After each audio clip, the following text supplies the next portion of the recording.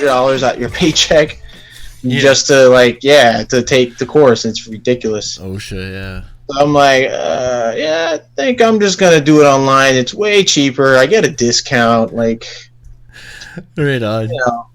We do our. It's called like CSTS, and it's like a computer test, right? You do the course, and then you write tests at the end of each module, and then it's pretty easy. But we just had to update that too. But yeah, we just went live, man. So hello everybody, welcome to Friday night. What's up, everybody? Talking with KleinGuy Jon. You guys all know KleinGuy Jon, I'm sure, around here. And in case you don't, the link to his channel is in the description, and I'm going to be linking it on my homepage as well on YouTube. It'll be at the top there for the next while. So yeah, sweet. Guys, awesome. I'm excited to talk to you about some about your side of the fence, man. Electrical, right? Yeah. So it's a great, I feel it's a great trade, but it's also a very dangerous trade too. So as long as you know what you're doing and how to go along with procedure, everything's about safety, especially when it comes to electrical. I never work with energized circuits. I don't like working with energized circuits, first off. A lot of people say, well, you're not a real electrician if you don't work live. And if, then they're saying like, oh, if you get zapped, now you're an electrician, which I've gotten zapped a few times. The worst time I ever got hit was 277 volts. That was not cool. 277 volts. Oh my gosh. Yeah, it's KleinGuy Jon, Amos. Amos and Autobahn Dan and Renato and Carlos. Hey man, what's up, Carlos, buddy? And we have Autobahn Dan and Renato. Let me go back here. I know Mr. Aaron Banks and APEC was in, and my wife Courtney. Right on, guys. Oh, you know what? I should actually share the link out really quick. Yeah, let me just set my camera back a little bit too, because I'm just like taking up all the space. There we go.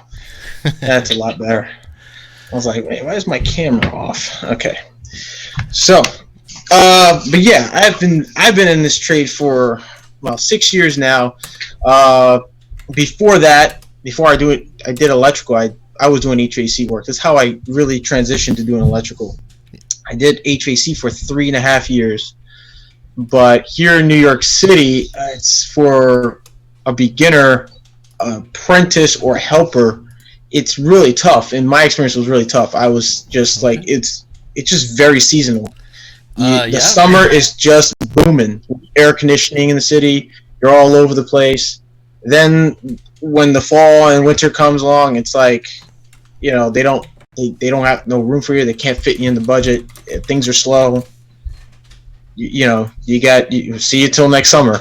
That's what it was for me. And then I would do things on my own. I'll do service calls. I started taking side work on my own, building some clientele.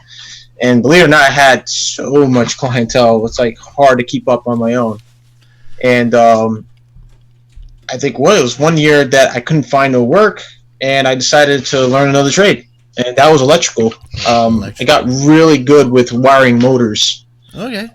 Yep. Yeah. So when it comes to HVAC, you got to learn how to wire up a motor. Sure, you do. Condenser motor, evaporator motor. It just big, huge commercial blowers as well. So I got into that, and from there on, I haven't really I'm in the mix between HVAC as well today. I still keep up with some of the technology. I go to the expos. They have something here called the Abco Expo. Yep. I didn't go this year. I missed it this year. We're really hot this year at my job, so I missed out on that. I usually go every year, and it's pretty cool. You get to see all the new technology, all the new heating systems, AC systems, and what they bring to the table.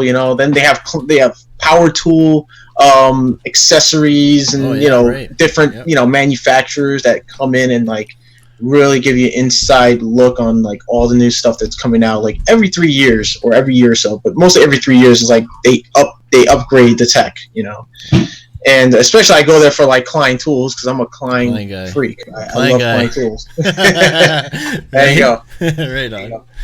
Yeah. Man, I'm glad you could make it on the show tonight, man. I really appreciate you coming, man. Yeah, man. I've been looking forward to this for quite some time. It's just like I said, man. I was just like super busy. Like I'm still busy. Oh man, yeah. With work, and like I just got swamped with like so many estimates. It was ridiculous. I just told them like I need a break from estimates. Let me just do service for a little bit. Yeah. Oh yeah. I was doing it in between. It was just ridiculous. Your eyes start to burn after a while, right? Yeah. It's like it gets to a point where all the numbers and everything, you just constant headache. Well, yeah, I'm like I'm doing footage. I'm thinking like, okay, how much watts, how much kilovolts, and what's the length, how many feet of wire I need, what's the size. It's just like holy moly, like how many boxes do I need to put in, and Kingdor. It's just a lot of stuff. Yeah. And I'm writing all this down, and I'm thinking to myself, like, what am I doing right now? Like, we got guys who just do the numbers in the office. I just there to survey and just write, like, a whole list, scope of work, list of materials, manpower, hours, days. And it just, at times I come up with, like, 3 estimates a day, and I just wouldn't get them done half the time. Sometimes it takes me, like, a couple of weeks, probably 3 weeks to a month to finish like one estimate, which is crazy. Yeah, I've never had to estimate an electrical or mechanical. Man, to do it on paper would be tough. Like, it is definitely. I mean, sometimes I get the simple ones. I get throw a couple of fluorescent light fixtures up here, and we just want some LEDs there, and 2 outlets here, and I can get it done with like the day, and they'll get the price quote, and we'll start work the next 2 days after or whatever. So, but when it comes to like jobs, like just recently I was on a job surveying and doing an estimate for a job where they wanted feeders for 3 elevators. So we had to provide panels for GFIs, outlets, and disconnects. Right, yeah. The freaking basement was huge, and it's like 2 buildings. So I had to figure out, like, okay, what wires I need, how much feet I'm going to do. I got to, like, literally take a measuring tape and just see how much footage of wire, what size, what's the amps, it's just, like, where are the locations, where I'm going to put disconnects, is it up to code? It's got to be, I got to look at my code book. It's a lot of work, and it gives me a headache sometimes. It's just a headache, but it comes, at the end of it, once I'm done with them, it's like, okay, it's a sigh of relief, and then we get the job. Absolutely, we get the work, we do it, and it's like totally worth it afterwards. But I've decided I just want to take a break from all that. It's funny. Carlos, that's why it's been kind of like it's been kind of interfering with like my channel, And it's, for sure. It's like I've been promising, like, I want to do my. That's why I stopped doing management jobs. Right, no more management jobs for me because it got in the way of this. I just want labor. I just want field work. Piecework, whatever. No, just work. I don't want to be bothered with any politics or any like counting stuff. Right, but I don't mind doing quick takeoffs in order. Like say, hey, get this or whatever. But man, no responsibility right now. So aren't you right now, like, are you working for yourself right now, or? Yep. Yeah. I did go to work for somebody by the hour for a while. That ended, and I'm going back to. I got a contract starting Monday it's a drywall job for 48 units in a building right now. So it's pretty good. Nice. Yeah, it's good money. Good timing to get that. So yeah, I'm really happy with that.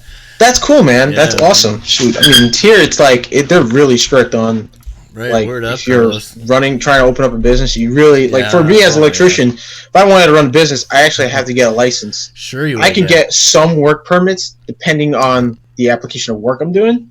Yeah, there's fees to pay. I got to pay like for the permit. I got to pay for the inspections. Yep. If I get like one violation, I mean, like one little thing, they like, okay, that's a quick fix. But if it's like multiple violations, then I gotta pay a fine, which I don't know how much. They'll tell you right after. In your the city, fact, it'd be expensive. Here in New York City, it's just ridiculously expensive. And if you want to go in business, you have to get your license. I mean, you have to have at least 7.5 years experience. Sure, but you need to go through like additional plus years before that to really take the test, and it's like to $1,000 just to apply for it. It's a whole lot. Like I read up on it, and it's like, holy crap! Like you got to go through a lot of responsibility. Absolutely, it's different. And they do background checks. You got to take drug tests. You got to do everything. Like they want to check every little detail about you, about your background, to make sure you have nothing dirty on you. Sure. So that way, you can go ahead and take the test. If you pass, you get your license, your temporary license number or something like that. I remember a foreman told me about it a while back. And you're just like, they'll send you your license like a month after, and then you're good to go. Yeah. But you got to renew it every year, and it's like, I mean, I think you got to pay like $150 a year for that. It's not that much. But on the one hand, I'm laughing because he says business license. Never heard of it, right? So I'm just laughing. Yeah, because when I tell people, like, they I get clients like when I'm working, and some like the customers will tell me like, oh, do you like do this on the side? Maybe like you give me your number, right? And I try not to really do that because I don't want to take my job's clients away. But if it's up to the point where they're like, they don't normally call my job to do job, they just call that one time, and then they ask me, like, oh yeah, you're pretty good. You want to like, whatever, and like do some work for me, and I'll do a little bit of it. But I try to tell them like, look, I'm not a contractor. I'm not like licensed. I'm certified. I'm not licensed. Yeah. So, but I do have to. I have to say, I guarantee my work. I make sure everything that I do is safe. So you're a journeyman? I am a mechanic at this point. I am ranked as a mechanic. I'm working my way to be a journeyman, but they're really trying to push me to become a foreman. So what is that? The mechanic, is that like 4th year or 3rd year? That's like a fifth to sixth year. 6th year. Oh, okay, okay. Yeah. So I work for a non-union shop. I used to work for union. Good, yeah. So is that the IBEW? No, I actually work for a local 363. They're the United Servers Workers Union. Okay. They're mostly located like upstate New York, but they started moving down here, transitioning down here to New York City, and it's mostly like a business union. So basically, if like, you're a contractor and that's a good way or to electrical contractor or carpenter, like you join that union, your business joins that union, but the workers get the benefits, like your guys, your mechanics, your apprentices and whatever. They go to school. They have an apprenticeship from. Yeah. I think it's like a 6-year apprenticeship or a 7-year apprenticeship. From pay for it? You get 5-year apprenticeship, and then you go M1, M2. You still have to go to school, and then when you reach mechanic level, M level, you're good to go. Then you get. I think the furthest as you get is like a journeyman. Sure. Yeah. Is there like a red seal or anything like that? What's that? Is there a red seal or anything for that trade or any kind of no? Oh well, there's training up until you're M2 in that union. They send you to school. When I was with them, it was just terrible, to be honest. I didn't like their apprenticeship program. It was just too lazy. A lot of the teachers there were basically contractors. They owned their own business, and they were part of the union, and they just didn't really bother, It was twice a week. I think it's from 5 to 8, and you just go to a high school in Brooklyn, somewhere in like East New York, Brooklyn. And that was your class? Yeah, it was like in a high school. They keep you in it's just at night though, because once they leave, your regular students leave, you just go there during the evening. Yep. And it's like Tuesday and Thursdays, from what I remember, from like 5 to 8, and then at the time I was going, I was literally a town over, so it was like a 5-minute train ride for me. So, but yeah, it was pretty disappointing because it was everything they tried to teach us was basically stuff I already learned when I was in my previous trade school. So I just sort of felt like, I was getting underpaid and I was underappreciated. I wasn't really getting appreciated much, and I just decided to just go off, work back to non-union and just do more electrical work, because they mostly had me doing like delivery at the time, which I didn't get. Like it was weird. They was like, oh yeah, deliver material and drive around the city, don't get tickets. And Yeah. Yeah, I did that for a while. They had me in the field, and they had me back onto the van again. Apparently, they couldn't get nobody to drive the van, the company van. I don't know. So yeah, I left, and I decided to go non-union. And I've been with this company. I work for a company called Leader Electric out in Harlem. Yep. And I've been with them for now. It's going to be going on 3 years. Mm-hmm. Next month of the 12th, July 12th. It'll be 3 years with them. Probably be my longest year with a company, to tell you the truth, because I bounced around a lot. Like, there was either no work, or there was work, or there was just the last company I had before them. They let me go because they were getting sued. Oh yeah. Somebody just fell. I was working in downtown Brooklyn at a hotel, and some guy fell. Oh my god! It's like 3 months before I got employed with them. We left, the company guys left a hole, like they chopped a hole through one of the floors for their duct work and their electrical work to go down, and they left it open. They forgot to leave a plank open. One carpenter just walked through, didn't see where that was closed. Like, he didn't see that it was open, so he fell straight down. I think 5 floors down, and broke his legs. I was like, whoa, that you guys didn't tell me about. And they had to let me and three other guys go because the guy won the lawsuit, and no way, he lost money. And yeah, but it wasn't until about 2 days later I got in touch with Leader. They actually got in touch with me, and they hired me the next day. So I got really lucky. I didn't stay unemployed for too long. Oh, that's a good thing though, right? Yeah, but I mean, all in all, I mean, the work is great. I just see lately a lot of lately in job sites that I've been gone to, I see a lot of carelessness, and I'd like to point them out. I don't like to be the guy who just kind of stares and then just be thinking to myself, what's this guy doing? And then just turn the other cheek. I just be like, hey, you might not want to do that. Right? Because you're gonna kill yourself. You might hurt somebody. But yeah, but there are some jobs where they got guys who are general contractors who are in charge of the job, the entire job site, and they're just really on safety. They're no joke. Like, you walk in, they gotta say, hey, come into the shed, you gotta watch an OSHA video and do orientation, and then they want to see if you got your OSHA card. Now, if you don't have your OSHA card present, physically present, you're out that job site. You're not working. They don't even care if you just tell them, yeah, I got my OSHA, but I don't have it with me. They're just gonna not let you work. They just need to seriously put that on file and say, he's got his OSHA, he's good to go, he's good to work here. Yeah. But yeah, but the reason why I know a lot of guys have been, asked a lot of that about the OSHA 30 is why are they, guys who have OSHA 10, they tell me, why do we need OSHA 30? And the reason is because there's too many job site accidents, especially here in New York City. It's just ridiculous. Every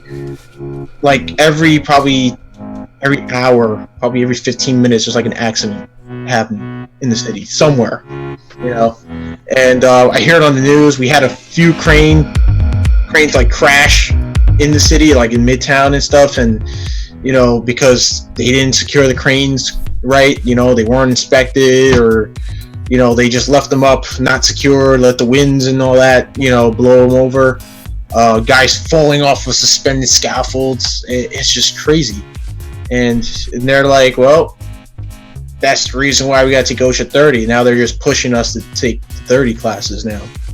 Because originally 30 was just for supervisors and people who want to be foremen and whatever. So now everybody's getting it. It's good.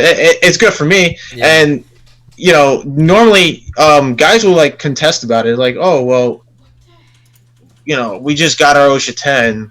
What's the point? I'm well, you just got to do what they say. Otherwise, you're not going to work. It's just that simple, Right on. Yeah, it's all about safety, man. I'm all about that. It's all about safety, especially for you guys. Like, it's a dangerous trade, and there's like, people don't realize it's not just the electricity. It's like if you wire something by mistake wrong, it could explode. Yeah, you're damaging property too. Yeah, you're damaging property. You're even hurting others in the process. So, you just got to take extreme measures. Stormtrooper, yeah, man. Thanks for stopping by, man. Sorry, John. Right. But yeah, but recently I did have a coworker pass away past Labor Day in September. He actually died on the job site. He got killed. He got hit with 277. From when I heard about the rumors, I started getting like messages from my old foreman, who like a bunch of guys who knew him, that we all worked together in like my first company. The first electrical contractor that I worked for was here in Staten Island, and he worked with us.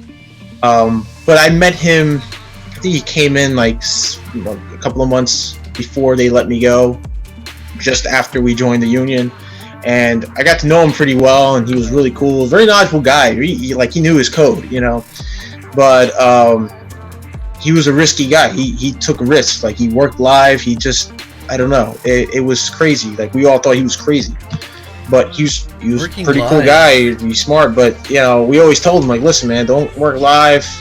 Always work with power off. But he just, like, he was the type of guy that like wanted to get it done, and getting it done is good and all, but you got to work on your safety. Yes. You want to live first. You want to go back home to like your family and whatnot, Would there be any reason? Unfortunately, he met his end, man. It was really sad. I actually had to attend his funeral. It was, Oh man.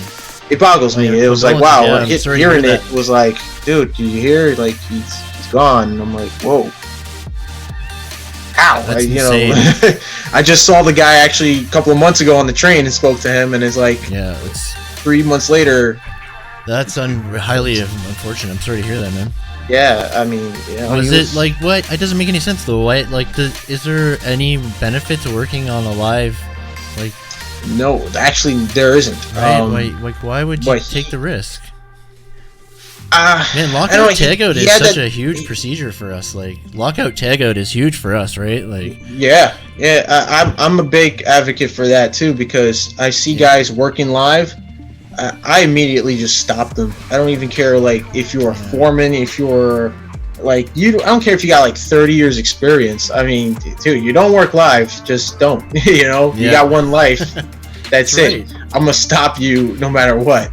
And I'm going to find out how we're going to shut this down. We're going to shut it down, lock out, tag out, and then you can work on it. But, here in New York City, there's a lot of guys that I've run into in the past, especially the most experienced electricians, work live, and they're not supposed to.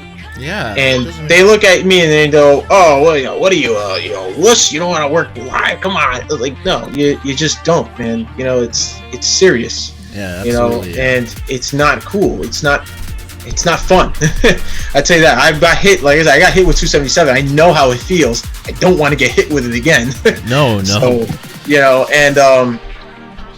it's just remarkable, like, how these guys will work it live, and then, you look away, and then, all of a sudden they get electrocuted. They'll just tell you, like, oh, I do this for a living, but you look away, that one thing that can happen, like, you drop that tool in a live terminal, or, you just, your hand slips, or you just look away from that moment on to reach for another tool, you're going to get hit, no matter what.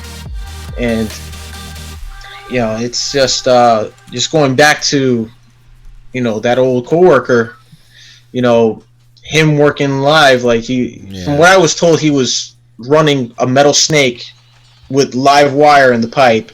And I guess from running that metal snake, he nicked the wire, and then he got caught. He literally was, I think he was inside of a pool box. His elbows got caught, and he was just done. He just got fried. And the guys, like, were working down below him. They went to check up on him, and he was already on the floor, done. That's that's messed up. That's we need to that's so unavoidable, right? All you have to do is lock out the system, right? That's all it takes. You lock out, you tag out, you find where that breaker or disconnect is, you lock it out, you tag out, and you work. Always be safe, kids. Make sure you shut the power off first, and call before you dig, and things like that, right? Like, it's serious. Yep. It's not a joke, right? It is. It doesn't even matter if you're working with like 120 volts. You still want to lock out, tag out. Oh man, when before I drywall, like I go and I make sure everything's like off. You know what I mean? Especially in a reno. I mean, I've been electrocuted. It's not fun, right? Like it was 215. So yeah, that was not fun. Yeah, it's not. It really isn't. And that was because when I got hit, I actually fell off the ladder. But what saved me from hitting the ground was a stack full of insulation that I landed back on. So I was very lucky, very fortunate that was there to save me from actually like breaking my neck off that ladder when I got hit. So yeah, it's not fun. It really isn't. It does things to your body that you wouldn't understand, or you're just gonna be living with. But luckily for me, it did some effect, but it wasn't permanent. So I had that threshold of pulling back and long and fast enough that I wasn't stuck in the ceiling, but it's very dangerous, especially if you're working in ceilings. Just don't work live. You get stuck in a ceiling grid or some Chicago bar or something like that, that's it. Right? Just don't mess with it. Especially you got guys who don't feel. I've told even my bosses, like, at times when I don't feel comfortable working with something live, I just tell them I don't feel comfortable. I'm not gonna do it, and that's it. And they'll just tell me like, oh well, they'll say something stupid, something like something you wouldn't want to say when it comes down to someone else's safety, life, and you're gonna say something snarky, and it's like, okay, well, you do it and you tell me how it goes, but yeah, I've had one or two bosses tell me that, but my boss is, my current boss right now, he's really cool. He understands about safety. He doesn't want none of us, of his guys, to get hit or hurt. And we only had like one incident where one guy got hit with some arc flash, but it was just like minor little burns on his fingers. He was lucky enough that he wasn't too close to the panel when it happened. Right. So, but he turned out all right. He's still working. He's still okay and everything. But other than that, we haven't had any electrical accidents since. So, I mean, Jason Reynolds just says, "Hey, KleinGuy." What's up, Jason Reynolds? What's going on, buddy? Right on, man. Yeah, we're talking about safety. It's huge. You're saying you're like year 6, right? 5 mechanics. 6 is 5 or 6 years in. Actually, it's about, I would say, let's see, you get 5-year apprenticeship, then M1, M2. Yeah, I would say like 5 or 6 years.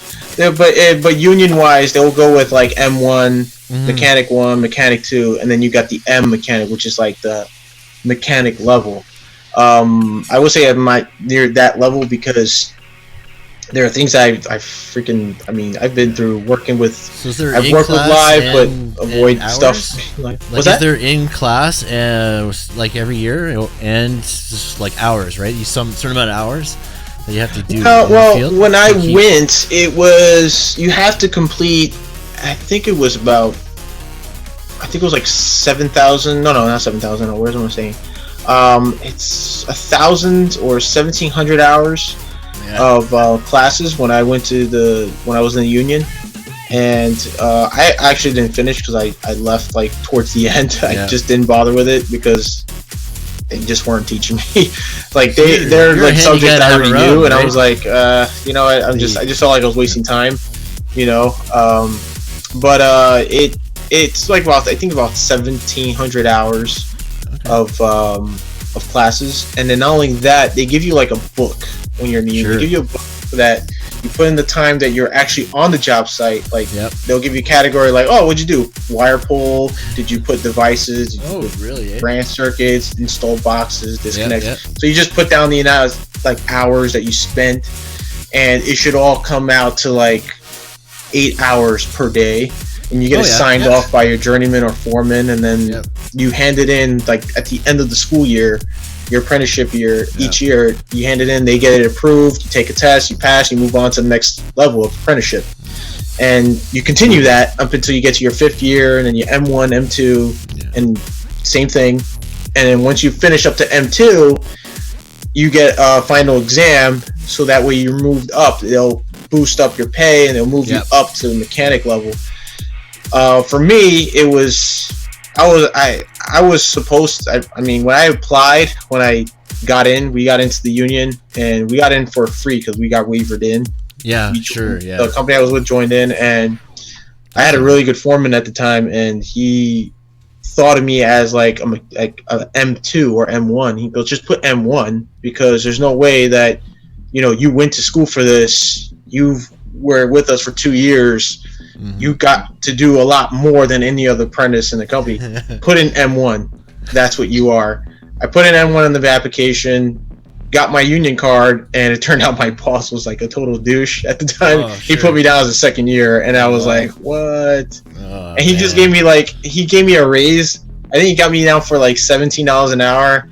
And what a second year makes is like $13.50 an hour in the union. Oh yeah. Okay. I didn't take the pay cut right away. He just kept me there, but still had me as a second year and kept the pay cut until like, I think it was like a week after we officially joined the union. He just like cut me off and like, okay, bye. I got you in. Go find another union shop to work for. Yeah. I did you a favor. And I'm like, 2 years. I busted my butt. You know, I was just thinking as I was young, in my early 20s, I'm like, 2 years with this guy. It's like, what the heck? You know, and I was like the most reliable apprentice. I didn't stop. I even worked on weekends and like, what? Really? You know? So I moved on to another company, and they basically saw me as a second year, and they dropped my pay. I didn't stick with that $17 an hour. So it was tough. It was very tough. Very tough. But after that, I left, and I decided just like my skills had to be elsewhere. You know, I just wanted to bring out more what I learned and put it out there in the field. So when you jumped from HVAC to electrical, you took a cut too, then. Oh yeah, and then you worked your way up, took another cut, and then worked up again. Yeah, dude. When I first started doing HVAC work, wow, when was? I think I was making like $8. I was like making $8 an hour at the time, and then after a couple of years, the last company I worked for was it was actually an IBEW, not IBEW. What am I saying? International Brotherhood of is it?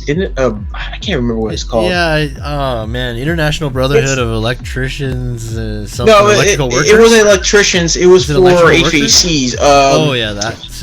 It was local 5.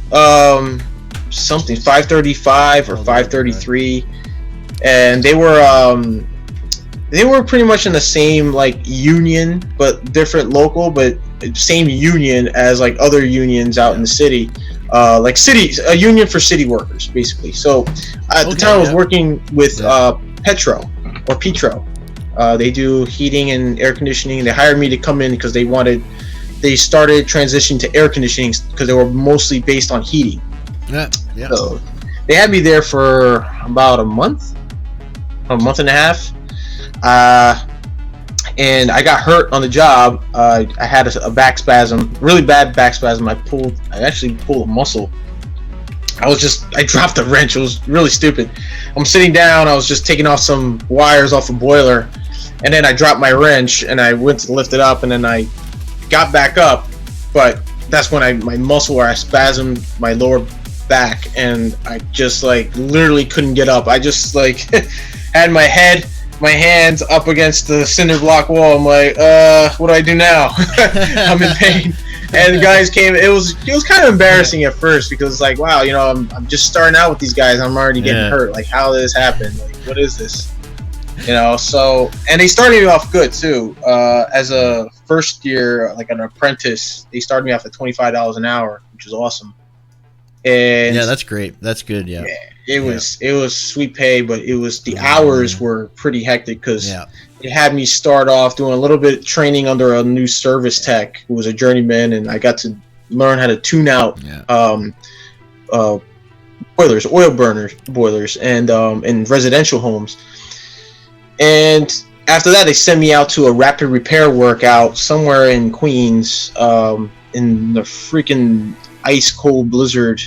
of like near Far Rockaway. It was like yeah, Far Rockaway, Queens is like close to the water. Literally, like you got Far Rockaway, like Rockaway Beach, and then you got Far Rockaway, and then I was working in Broad Channel between Howard Beach, Queens, and Far Rockaway, and Broad Channel is like an island between both, and you're still freaking freezing because all that ice, cold air, wind is coming from the beach side, and we're basically there doing. I was there helping out installing boilers and oil tanks, and it was like amazing, like the experience I had, but it was freaking cold, dude. Felt like I was in Canada, like, dude, where am I? Like, I was like, what the heck am I doing out here? Like, I'm in a house that was totally bare, like, it was all like houses that were torn down during Hurricane Sandy. We're all there doing the rapid repair work and stuff, and I'm in this one bare house, skeletal house. No, like, we're just putting in baseboard heaters. And I'm working with another apprentice, and he's sweating like crazy. His whole head is steaming. I'm like, dude, it's freezing. How are you getting, like, I didn't get it. I was like, I'm freezing cold, drilling in the baseboards. I'm like, whoa. You know, it was nuts. And I work with a lot of great guys there in that company. A lot of cool guys. A lot of, like, guys who were willing to teach you how to, like, braze and solder and, you know, how to tune up boilers and stuff. It was awesome. You know, and I was looking forward to, like, joining their union, and I was about to finish probation until they just cut me off and said, hey, see you around. Thanks for all the good work you've done. Guys, that's so huge. If you find a company who cares about your safety, has guys that, you know, will teach you things, like we never got to where we are unless we were, you know, found guys, mentors or teachers to teach us what we know in the field, right? So that's hard to find. So if you find it, keep it. You know, work your butt off. And work your butt off, guys, because if you guys got a great foreman and you know, you gotta here's the thing I like to teach other helpers that come in, and they're really hungry to, like, learn, and they always ask me questions. I answer them to the best of my knowledge. I tell them, listen, you really want to get to know more about electrical, you want to get to, like, read prints and what have you, go to your foreman, tell him, hey, what do you want me to do? I can do this. What do you want me to do? You know, he'll give you a task, you do it. What's next? You know, tell him you're interested, you want to see what's on the print. I want to understand the print. They will literally, if you got a great foreman, he's willing to teach you, he will literally sit you down and says, okay, this is a light fixture, or this is a drywall, this is cinder block, that's what that is on the print. I want you to put a disconnect, I want you to mount brackets here. They're going to show you what it is on the prints. You know, they're going to show you every detail. They're going to show you how to read a print, how to read general notes, look for things on a print that you don't see that you can find in other pages of prints, and how to read, you know, legends and what have you, and notes. How often do you guys dig into specifications? I've never actually read electrical specifications. Like, do you use them a lot, or is it just pretty standard? We definitely use them a lot because when it comes down to, like, installing like panels, or we're installing like blower units for, like, blower boosters for AC HVAC work. We have to know what type of blower, what's the horsepower, what's the amps, what wire we're running for it. All those are in different sections of a print. If they can't fit in all one print, they'll break it down to different pages, and they actually tell you on the prints, like, okay, go to notes or page E105 or E110 to find which location, you know, or if you want to, like, know where you're gonna put or mount your blower or your bracket or your panel, they actually have a separate page where specifications of, you know, literally a horizontal picture of where the panel is going to be, and how far from the floor to the wall or to the bottom of the panel. All that is detailed on different parts of the pages of the prints. You just have to really, like, look very carefully and find, you know, I used to just ask, you know, because absolutely. A lot of I've had a few foremen who would just be like total douches and say, I look in the print, but you have no idea. You know, I had no idea at the time. Like, I don't know what I'm looking for, and they would just look at me like, get out of here, you know, get out of here. You know.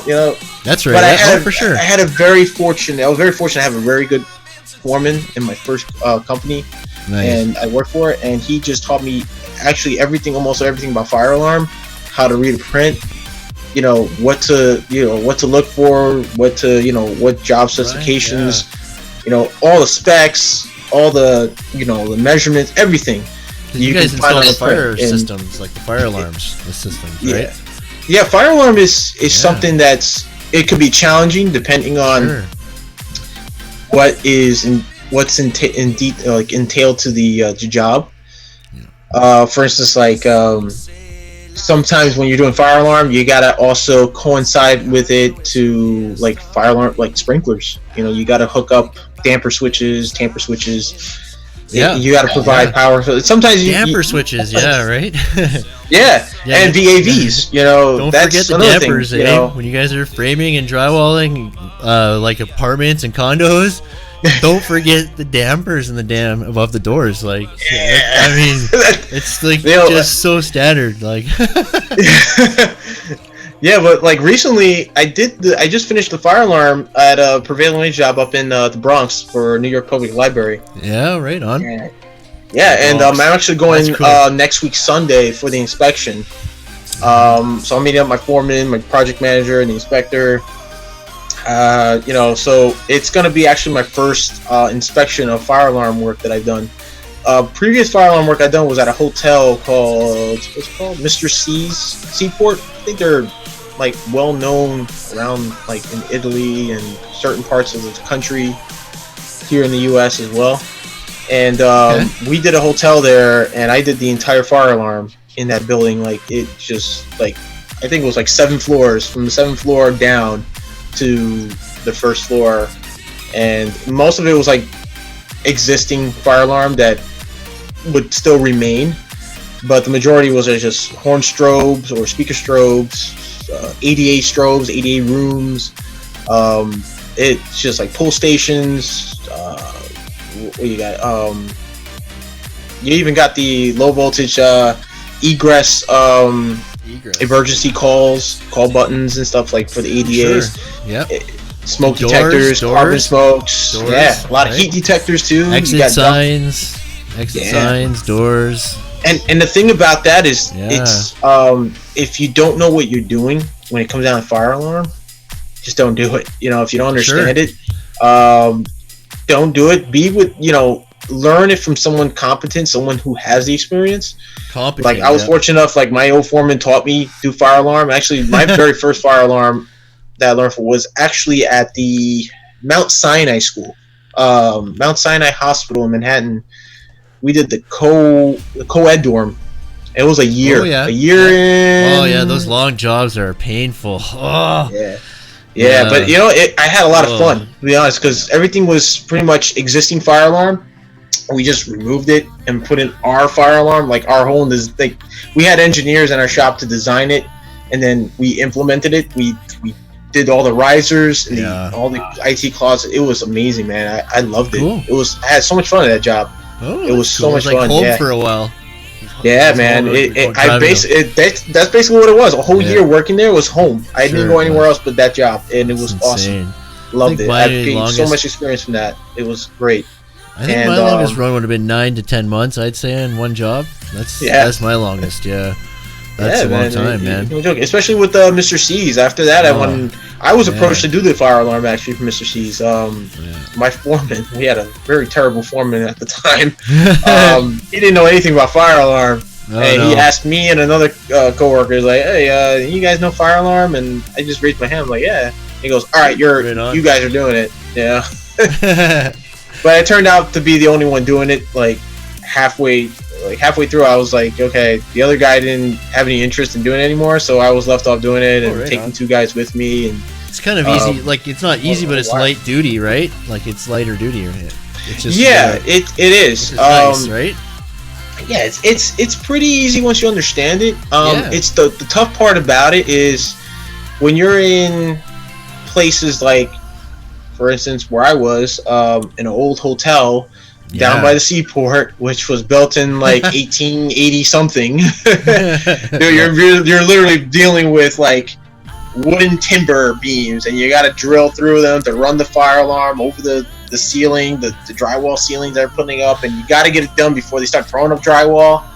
And it's just like there's very minimal space to put your drill in, and but I was fortunate enough to have a little angle bit and just drill all the holes through, but we got it done, man. It was something else. We didn't quite get it all the way done up until I think we got to the first floor. We didn't get a chance to do the command station. I was really disappointed with that. Oh wow. They ended up hiring an outside contractor to come do it. Yeah, sure. We pulled off of it because the general contractor didn't want to pay us to do the relocation and stuff, so he hired someone else. Man, how do you feel about renos? I left everything for these guys to do. I'm like, look, there's nothing for you guys to do. Just land the home runs in the command station. You're done. I kid you not. They ripped off all my wire that I did, labeled. They lost all the labeling. They kept coming to me about it. Like, we don't know what this is for. I'm like, dude, everything is there. Sorry, I can't help you. What's going on? Right? Sorry, I can't help you. I'm like, I can't help you. We're off that. I'm not on anymore. And till this day, I think they still have the command station in the weirdest location. They have it actually in an elevator lobby, which is not by code. I think they got a few violations for it, and I think they still are getting violations for it. Yeah, that's strange. I wonder why they would do that. Because all that is like a box. So like it's a box. Yeah, it's a huge, usually right by between the 3 two to doors. 4 foot box, and it's like 30 inches wide. And I was just telling the GC, like, look, we can't have it there anymore where it originally was. They had an existing fire alarm station. No? What's that? It has to go right at the entrance, doesn't it? Like right in the at the front. It would have to be either at the vestibule, the entrance, or behind the front desk. Yeah, that's I gave you 2 of those options. They just didn't go with it, and it just turned out to be. So they hired the other guys to put it where they wanted it. That's why they did that then. Right, and I told them, like, look, you're gonna get violations. You're not gonna pass inspection. That's awful. You're just gonna keep getting violations. Probably every week. Why you hire the professionals, damn it, right? Yeah, that's why you hire the professionals. I gave him. It was just me and my foreman. At the time, I was a sub foreman because after our crappy foreman left out of the blue, our sub foreman became our foreman, which I was very close to, and he made me his sub foreman. So we were basically both running the job, and it's amazing what guys think they can get away with, right? But it's like. You got permits. You got to do it by code. Yeah, I mean it is. I mean, I was very concerned because it's like, what if there's a fire? Like, the fire department can't get to the command station. How they're gonna communicate with everyone in the building?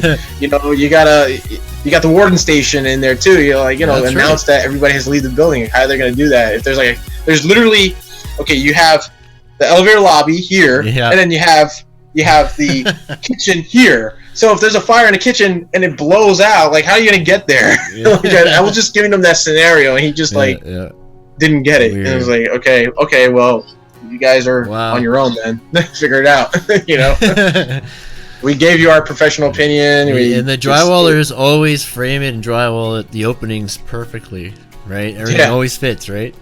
Yeah, and the thing about this job was that they hired outside contractors from Italy. They actually had to fly from Italy because they had to put in these custom paneled walls, and they were gorgeous, man. They were just beautiful, and it's like you don't even want to touch them. But the thing was, they put them up in the first floor, but then they still had like furniture and more material coming in, leaning up against the beautiful walls, scratching them up and everything. It's like, oh my god, like why are they working like this? It's like, why? It's like they're investing thousands and thousands of dollars of each piece, and they have to be custom made on the job site. It's just ridiculous. Amazing panels. So like now the architectural panels now are amazing. Like you can get they even had them on the ceiling, like in the bars area. They had them like from the walls up to the ceiling. They literally had to custom make them to attach them to the ceiling. It was like, wow. It was just crazy. I think I saw photos of like that job. It was just nuts. It's amazing. Just gorgeous. Yeah. I mean, I went there. Me and my fiance went there, and we took a peek, and it was like, wow. It was like pretty busy in there, but it looks beautiful.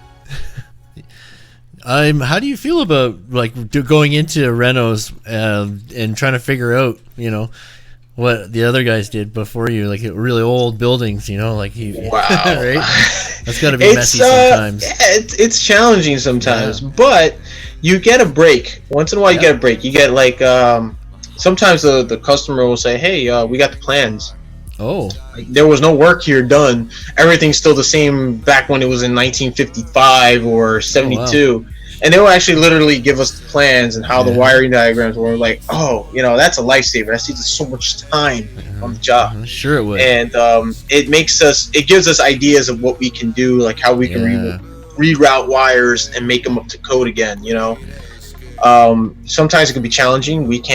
Sometimes we can't get to certain control panels where there's like just cement walls and they're just literally buried in.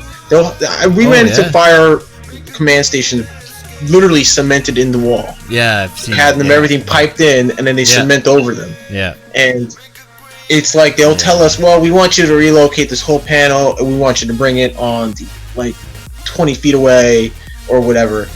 And it's like, well, we can't do that. You're gonna have to get a demo team to kind of like break open the cement. Because New York, where you work, is a really old city.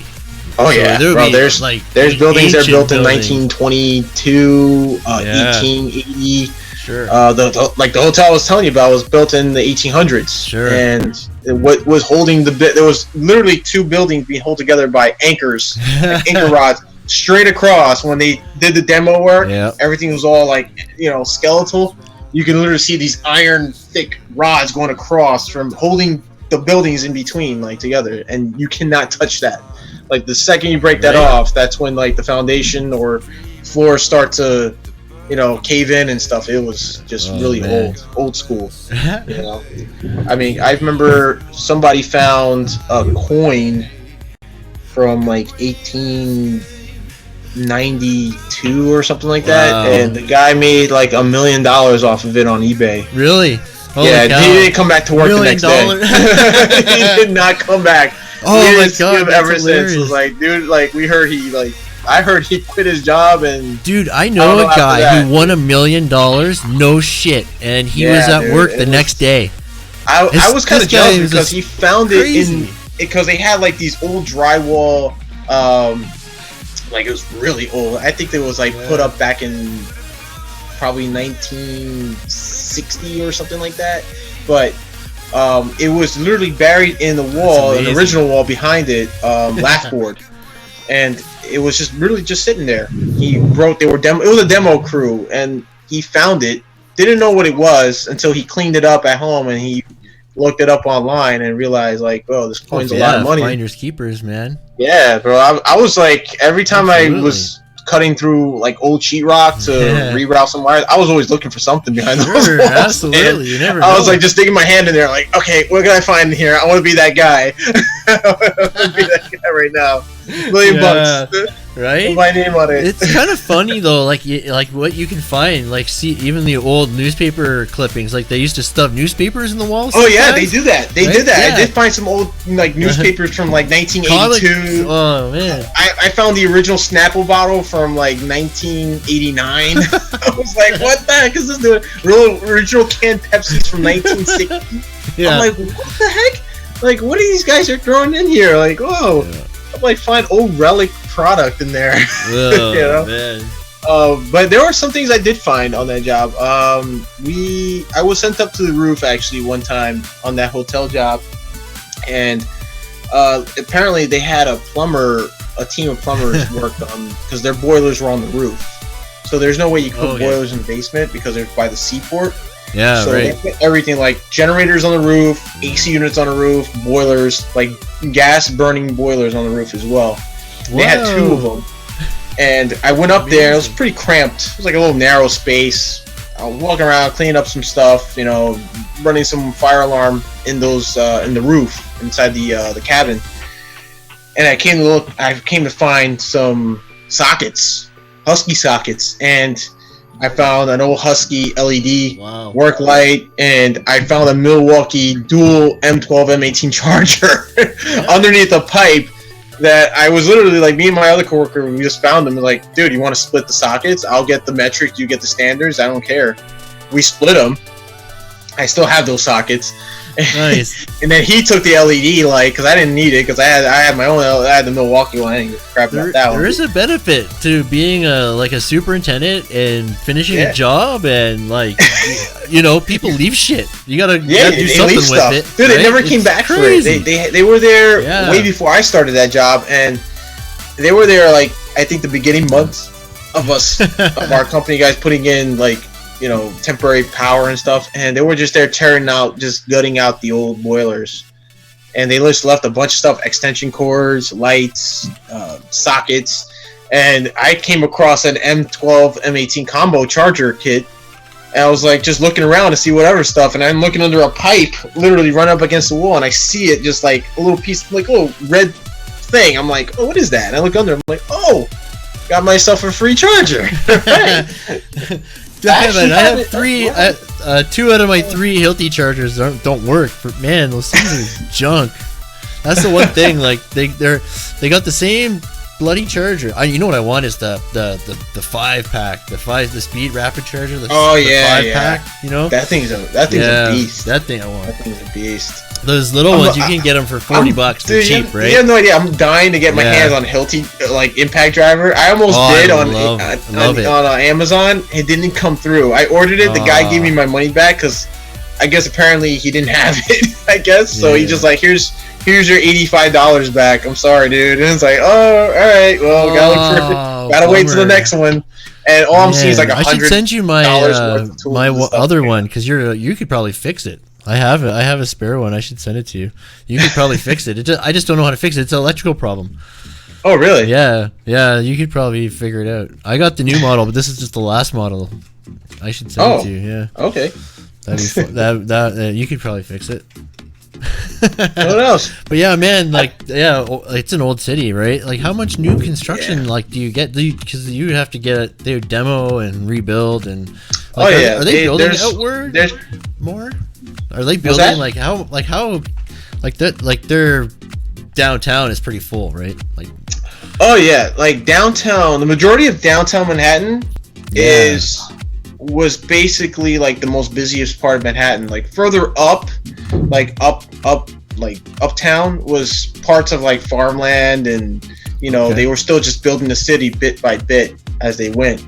And the surrounding boroughs were just farmlands, like little towns, very rural towns, but they were mostly farmland, like Queens, Brooklyn, the Bronx. Those were like the major boroughs at the time. Staten Island wasn't even a borough yet. It was between Manhattan and Jersey, and I believe it was at one point it was just none but farmland, and then where the Staten Island ferry is now, on the Staten Island side, was mainly like for a seaport dock. They had even guys like sailors who retired there. It's a retirement facility called Snug Harbor, and that's where like old sailors, like the military and stuff, they will go and retire and live the rest of their life. Live in a place called Snug Harbor in Ontario.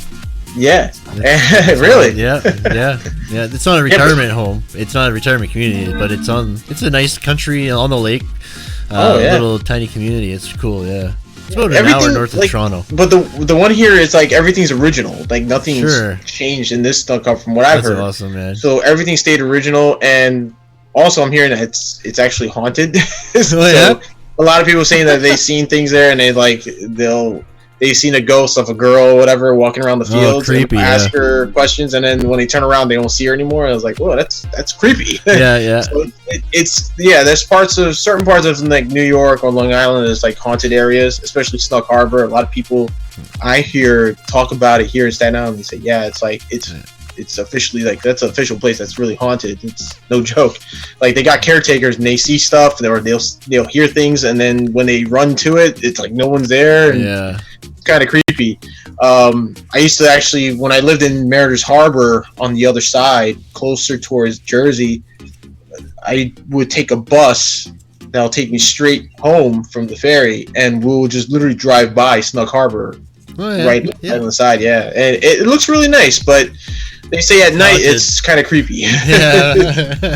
Yeah, I was like, all right, that sounds pretty fun to me. I would probably go there, but Right. a lot of people say, yeah, don't go there unless you really volunteer to stay overnight. But Yeah, I'm not gonna do a job there anytime soon, right? yeah, I don't think so. But yeah, going back to downtown, like downtown's pretty crowded. Financial district, it's like nothing but tourism going on down there. Wow. You know, very busy. But it's the oldest part of New York City, like that still stands there. There's still buildings there, especially there's one particular building that's across from the Staten Island Ferry in Manhattan that's still there. That's really like one of the oldest buildings. I think it was originally a church, and now it's like a museum now. Oh, that's why it's haunted. Yeah, it's very small in between a bunch of other, you know, skyline buildings.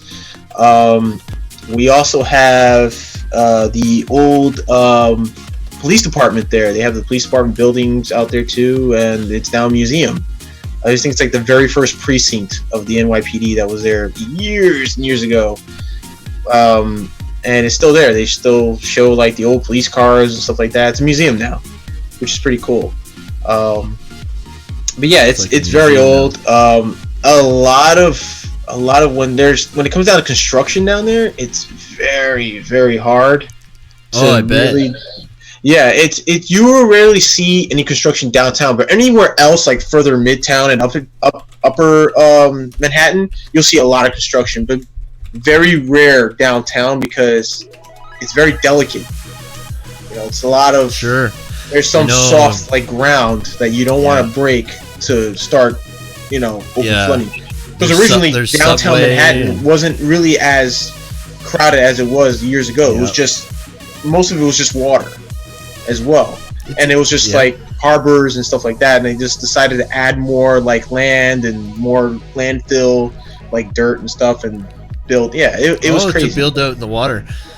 Yeah, they built it over the water, and Toronto, I think, basically, it's just really old to the point where like you can't do any more construction. The gotta leave it is until it deteriorates on its own, and then you just build it up from there again. You know, and last time they did actual construction work there was when they renovated the whole Battery Plaza area and the Staten Island and Governor's Island ferry boat harbors, and they renovated everything there, and then that was it. Like they're not doing any more work. It's full.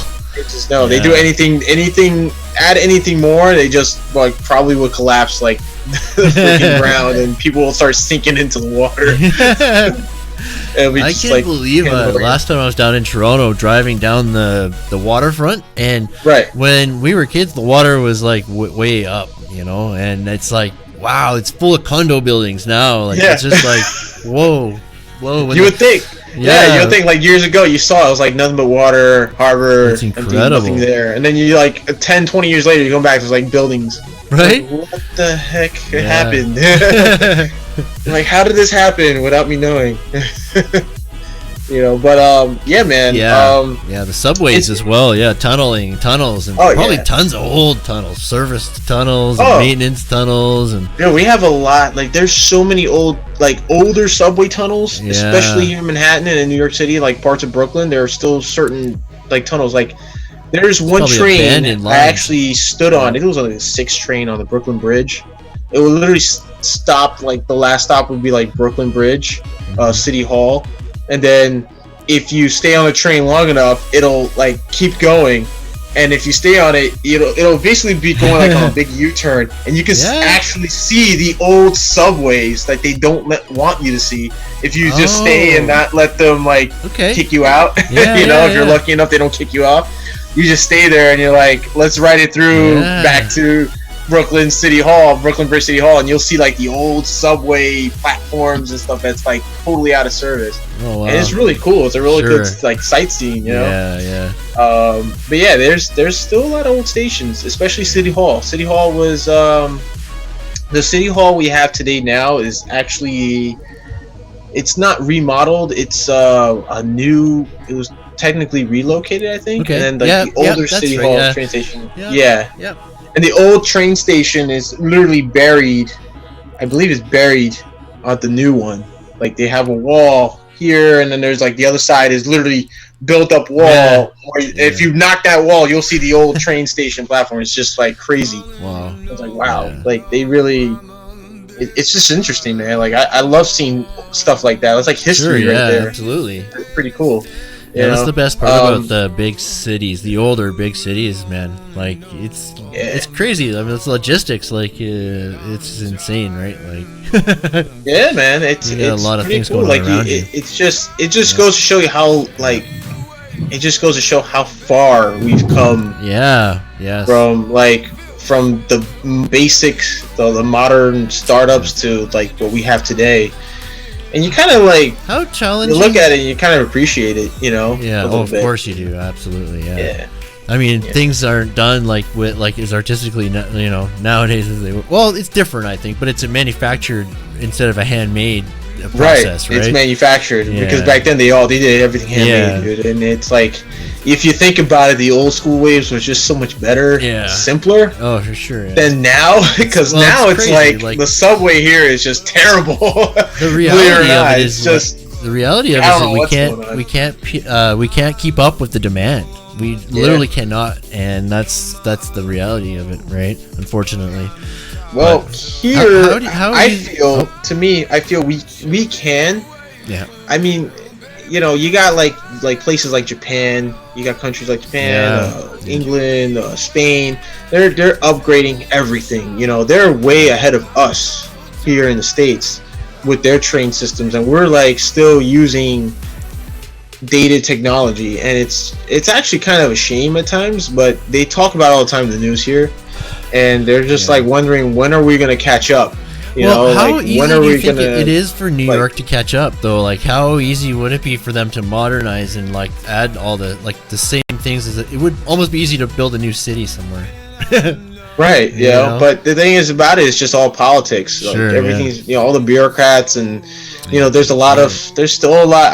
I still strongly believe too that there's still a lot of corruption going on here. And for sure. Especially I feel, and a lot of people that I know live here in New York City, like they feel like the MTA, Metropolitan Transit Authority, is like really corrupted in some way or form. That every time they demand more of a fare hike, they want a fare hike, they want more money from us. It's like, dude, we're giving you enough money already. Like, we're not seeing improvement. You guys talk about signal changing, shut down the subways, right? Not getting done. All we're seeing is like platforms being like renovated, but you're using our money for platform renovations. Like, forget about that. We want the signals and train lines. We have dated train signals. We need to upgrade it, and they're like not doing that. They're just taking the money and just like, oh no, let's just put a Band-Aid on this right now and make it look good. Yeah, I've seen that. I don't think we're putting our money, to good use, but we're not asking for new platforms. We're just asking for better signals and better on-time service. So it's terrible. We got a lot of overcrowding here, especially in Manhattan. A lot of overcrowding, and we have at least maybe 3 or 4 train lines that are just the worst on-time service. Sure. It's unpredictable almost, right? Yeah. I mean, man, there's a lot of people in New York. Like, how many people? I would think probably 40 million people, more. 40, probably a little more, probably 50 million. 50 million. About now, there's a lot of overcrowding here. Believe it or not. And the reason for that also is because, I mean, we get people from immigrants coming in, especially they're living all over Queens. Like Queens, they say is like the melting pot. Like everyone from different countries is living in Queens. It's and I love Queens, to be honest. I mostly grew up there too, and went to school there, went to high school. I just spent most of my life in Queens, and then just loved it because I lived around different people, different cultures and stuff. Did you guys have tech shop in high school? Did you have shop classes, electrical shop in high school? We had a shop class. The only thing was I just never been into a shop class in high school. We had one though. Sure. But they just taught. I think from what I remember, a couple of my friends had shop classes, and they were taught like carpentry, like building birdhouses and little miniature homes and stuff like that. Oh, okay. That's. I don't think anything electrical, because I never really, to be honest, all the 4 years I went to my high school, that we had a shop class, I never really took a peek inside those classrooms. I mean, I've seen them from outside. I just never awesome. Really took a peek in and see what was going on, because I guess at the if time somebody I wants wasn't to really be an that electrician, interested. what's handy for them in school, in high school? What direction should they take then? Well, for the guys who want to just go into math, the of trade, course, it's good for everybody. Right? Yeah, you want to learn a trade. Yeah, make sure like your high school, or some junior high schools even have them here in New York City. They have shop classes, like learn a trade. I feel that is the first thing you should learn as well when you're going to like high school. I mean, I feel that a shop class is basically something you're gonna have to learn in life. Absolutely. You know what I'm saying? Like, you should.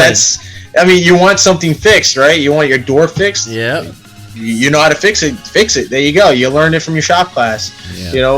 Those are the things that most schools don't even have here in New York City. A lot of crazy. New York City schools don't have a shop class because there is a lot of the funding. Like, they don't have the funds to pay for certain classes, so they take them off and they just like replace it with like a drama class or more intermediate courses and what have you, whatever they're doing with them now. Yeah, but I feel they should, every high school or junior high school shop class at least, to learn, or home ec, learn something that you will actually have to use in life. Yeah. Like either cooking or fixing a toilet, or fixing a light fixture or something. Yeah. Because that's what we do day to day. You got to do things like that at home, or maybe if you're interested, you want to be a contractor, you just go with it. Keep going with it. They don't even teach cursive writing anymore. It's awful. Yeah.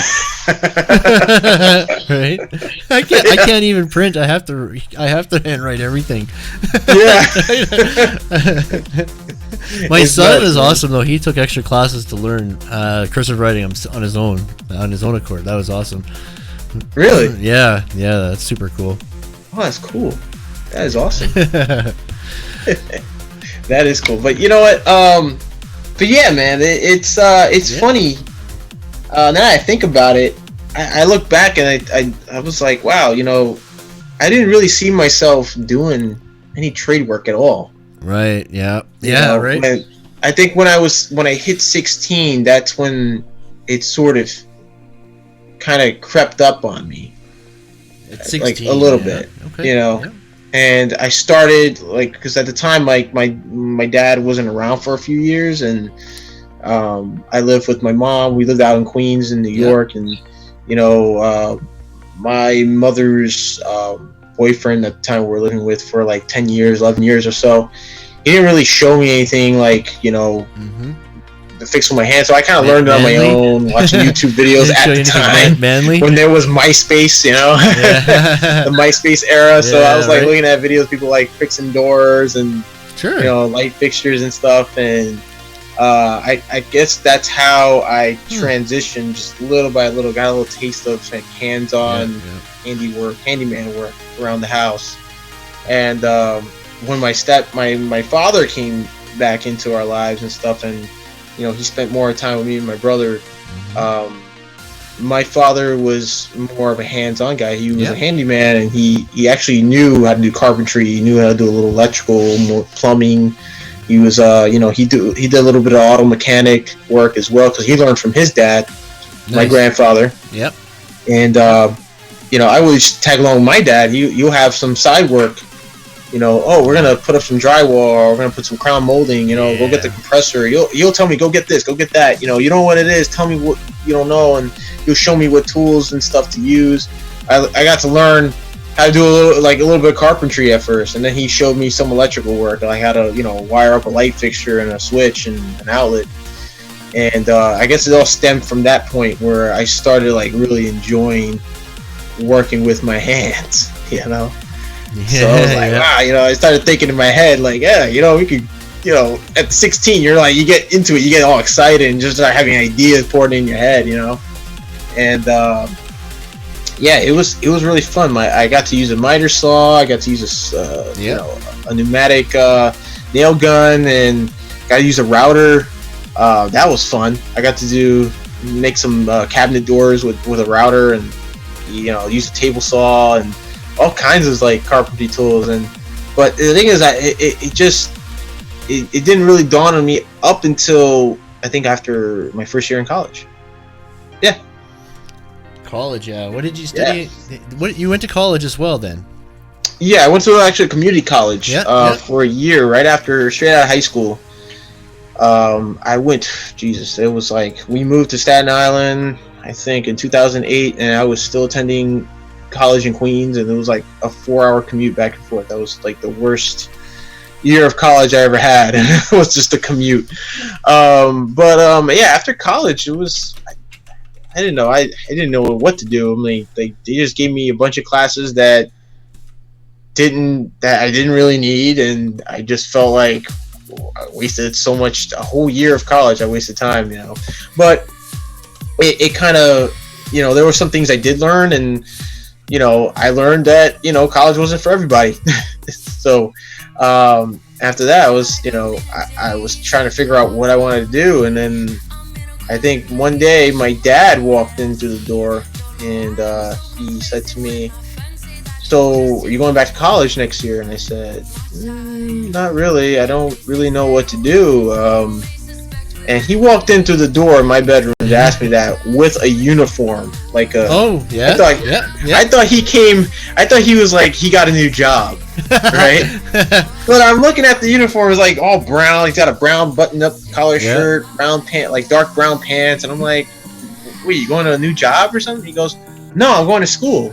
I'm like, "What school is this?" And he had his shirt, it said Lincoln Tech on it. And I was like, "Oh, Lincoln Tech, I heard of them. They were like in commercials and stuff, and you know, they do like they do medical and training, and they do all kinds of training. They even do HVAC, auto mechanic, EMT, and stuff like that." And I'm like, yeah. "All right, what's that about? What are you doing? What are you studying on?" He goes, "Oh, I'm studying HVAC." I'm like, "Really? What's that?" And he goes, "Oh, it's nice. Heating, air conditioning." I'm like, "Oh, that sounds pretty cool." And he told me, "You want to come with me tonight? I'm going to my night class." And then I said, yeah, let's go. I'll hang out with you. And, you know, we drove out one night to Union, New Jersey, where the school was. And we sat down in the classroom, and he had this really cool teacher there, an instructor who was really cracked a lot of jokes, but he was very knowledgeable. I got to learn for free I love trade teachers. how the refrigeration cycle works. And I was like, holy crap, that's cool, you know? I know all the resistor bands. You know, on all the colors of the resistor bands. You know, black, blue, brown, red. Yeah, on a diode. I mean, not a diode. Resistor. A resistor. Sorry. Yeah. It's a little rhyme that my teacher taught me. I'm not gonna say it because it's really bad, but I know it, right? I know to this day I know it. Yeah. Right? This is like what, really? 30 years later, almost or whatever. Oh my God. Well, probably more like 25, 24 years later, but that's quite a while. I still remember it. From that day, he told me the rhyme because it was so funny, man. Oh my God! But I can imagine. Yeah, that's pretty cool. That was back when O.J. Simpson was on trial. Oh wow! Yeah. Dude, I was like, I think I was like in second grade when that happened. 94, 95, something like that. Yeah. I was like, wow, dude, that was a long time ago. That's like way back. Those are the good old days, though. I miss those days. Yeah, right? Yeah, now we gotta work and be adults. Now we gotta work. Be adults. That's awesome, man. Yeah, what's your favorite thing about being an electrician? My favorite thing? Wow. I mean, I could tell you everything. Everything's my favorite thing. But one in particular, my favorite of all things is bending pipe. Conduit bending. Oh yeah. Just like I mean, I enjoyed it a lot in trade school when I went to study for electrical, and it was like something that I just saw myself doing. Like, I had a great instructor at the time. He was really cool. He showed me like the really coolest tricks, like the shortcut ways of doing bends, and you know, and it was just like the funnest thing I ever had done. And when I got in the field doing it, when I did the fire alarm at the Mount Sinai co-ed dorm, we did a little bit of pipe work, and all I did was just a bunch of 90s, pulling through walls, you know. But I even got to do a lot of pipe work after that on other jobs, and it was just nothing but EMT. This one job we did was just nothing but EMT, and I was just in. I was like in the zone, bro. Like, just bending 3/4 to 1 inch pipe. 3/4 and 1 inch, right on. Yeah, man. It was just so much fun. Then putting up the Kindorf and you know the racks and stuff, and getting them, just doing making those precise measurements is just what I love doing. Sure, everything in detail, like making sure everything's in a straight line, you know. And my boss at the time, man, he hated this, but I used to take my sweet time on that, because every job I used to go to, I used to see like these crooked, you know, brackets with the threaded rod all bent out and wobbly, and guys wouldn't just like take their time to drill straight and stuff. So I would just be so precise, and my boss would like complain like I take too long. But when like the finished job came out, it just looked amazing. And it was like I think it was like a year and a half I was in Holy the company. Oh, not right on. Yeah, a year and a half, and I was like, whoa, they were like the guys on the job, my foreman. I had a really cool foreman there too at the time. I remember he was so cool. And I had another couple of mechanics saw my work, and they were like, whoa, dude, like this is like your first year in and you're doing pipe work. Like it looks pretty sweet, you know, and I get compliments. And my boss at the time would just look up and like, oh yeah, it looks nice. And like walk away. I'm like, really, dude? Like no appreciation, but no. You know, I took pride in it. It was so much fun. I never had so much fun doing pipe. Yeah, well, people don't know, like guys like if you're watching or whatever, like when you look up next time when you're in a building, look up and you'll see the conduits. There's silver pipes, and you can see how crazy it can get sometimes, right? Like. You know, the crazy bends you'll see, it's just bending all over the place. Yeah, man. I mean, I used to like looking at them. I'm in the subway underground. I used to like looking at because all the electricians that work for the MTA, they do some really great pipe bending work.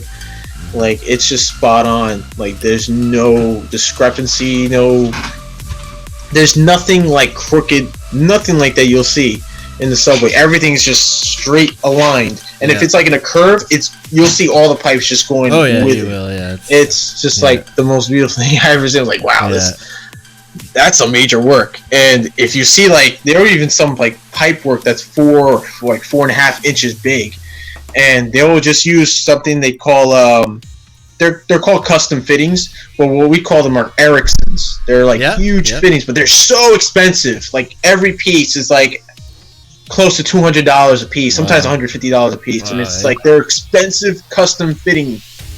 Like even when my first year, we did like 4-inch pipe work, sometimes 4.5. And when we got to the 4.5 bent or offsets, they'd be like, "Oh," that's when my boss, "Well, we gotta order some Ericssons." He'd be like, "Are you crazy? We're not ordering that." It's like that cost me, every piece is like $100-something. Oh man, I couldn't imagine filling a 4.5-inch pipe with those wires. You know, like I couldn't imagine. Holy cow! Like how? Well, the trick is that we don't crazy when it comes down to like size pipe like that. Like I would say from 3-inch to 4.5, we wouldn't. We don't really put in like all the wires at once. We just run them one at a time or two at a time. Oh, of course, So it starts filling up, you know what I'm saying? But we always put in like a drag line. Yeah. So every wire we pull, we put another drag line in to just refeed it. So that way we won't go back and forth like, let's vacuum this to bring it on the other end. You know, a lot of I've seen a lot of guys who do that. It's like you're wasting too much time. Like you're pulling it one time, then you got to refeed the drag line again. I'm like, dude, just tie it up, continue the drag line, just tie it up again, and just like pull it. You know, you got that extra drag line there, and you just pull it back and just tie up a new one on it, and keep doing the same process. It just gets things done a lot quicker. But you guys when it comes to pulling wire too, it's a fun thing afterwards. After you put up the conduit, man, you're pulling those wires. It's like. Me, man, I just like being detailed. I like taking my time. I label my wires. A lot of guys tend to label things at the end, and it's like you're looking at the box. That's right. Yeah, I've seen that. It's like, dude, it's like a lot of wires. What goes to what now? Yeah. You know? I'm like, it was a continuity test, and I'm like, dude, like that's gonna take forever. Oh man. Yeah, but I like to number my wires, label them. You know, and that's the best part. Just pulling them in like gear boxes, gear switches, or or disconnects. How do you find it working with the other trades as an electrician? How do you find it working with the other trades? Like, you work with steel stud framers a lot. Yeah, we work a lot with the steel the stud framers. Yeah. In the drive, like not so much, but you got to make sure they don't cover your boxes and stuff. Oh yeah, definitely. We mostly come in first with the they'll come in with the framework. We come in, do our rough-ins with the boxes. We have to double, sometimes triple check all the specs, all the measurements and everything. Yeah. Locations of boxes. Our wire, when it comes down to the part where we're landing our wires in the boxes, we have to also make sure that whatever device or outlet, there could be an outlet that's also a switch outlet. We got to make sure it's a switch outlet. We got to label them. We got to make sure that they're going to the switch, not anywhere else. We got to make sure plaster rings are on. They're broken and stuff right before. Yeah, plaster rings. It's a lot of detail work too when it comes down to it. We have to do benchmarks sometimes when the floor is not level. Benchmarks are key too. Yeah. Benchmarks, and we set our boxes, and we make sure that every box is put in. We make sure every wire that we put in is the exact amount of wires. It's just it's a lot of detail. I feel it's a lot of detail work. But a lot of guys who've been doing it for years say, it's like it's easy, but it looks easy when you see it done. That's when it's like it's easy. Like, oh yeah, all these wires look great. Like, yeah, it looks pretty easy. It's not too bad. I always say that when there's a new electrical apprentice on site, or even HVAC too, but for the electrical, it's good to send them to the steel stud guy for like a couple hour lesson. Or an hour, just like, this is a floater stud. This is, that. Like, don't, try not to cut the channel. Don't wake shit up. Yeah, but it's funny because the channel is at 4 foot, right? A lot of the times, and it's like that's where your boxes are. Most of the time, also, it's like, it's 4 foot. We get 60. Most of the time, we'll have our studs like 16 inches apart. Yeah. That's the usual standard. Sometimes it's even 4 foot. We get like 4 foot apart standard, depending on. Wow, I've seen 2 foot, but 4 foot is quite a lot. Wow. Yeah, like if we're putting up panels, certain type of panels. Oh yeah, sure. Yeah. We have to definitely have them like 2 feet apart to put in either 2 panels in one. Yeah. We'll nipple them too and zip them to the studs and stuff and secure them. It's that's still like sometimes it can be a little difficult because then you gotta have to have somebody sort of like hold. You gotta get a group of guys like hold the box. In between, make sure they're secure, they're hanging off. They're not like too flimsy or anything like that. But it's a lot of it's fun, but it's sometimes tough work too. But it can be fun when you got the right guys with you and a good crew. Get things done. Oh, hey, look at this. You're freaking. Oh, honey. It's okay. Hey, it's okay. Here, just you want to do it or no? Okay, that's fine. Okay, take Here comes trouble.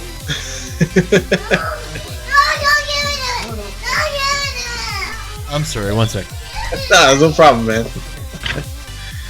Let's see what's going on in the chat, you guys.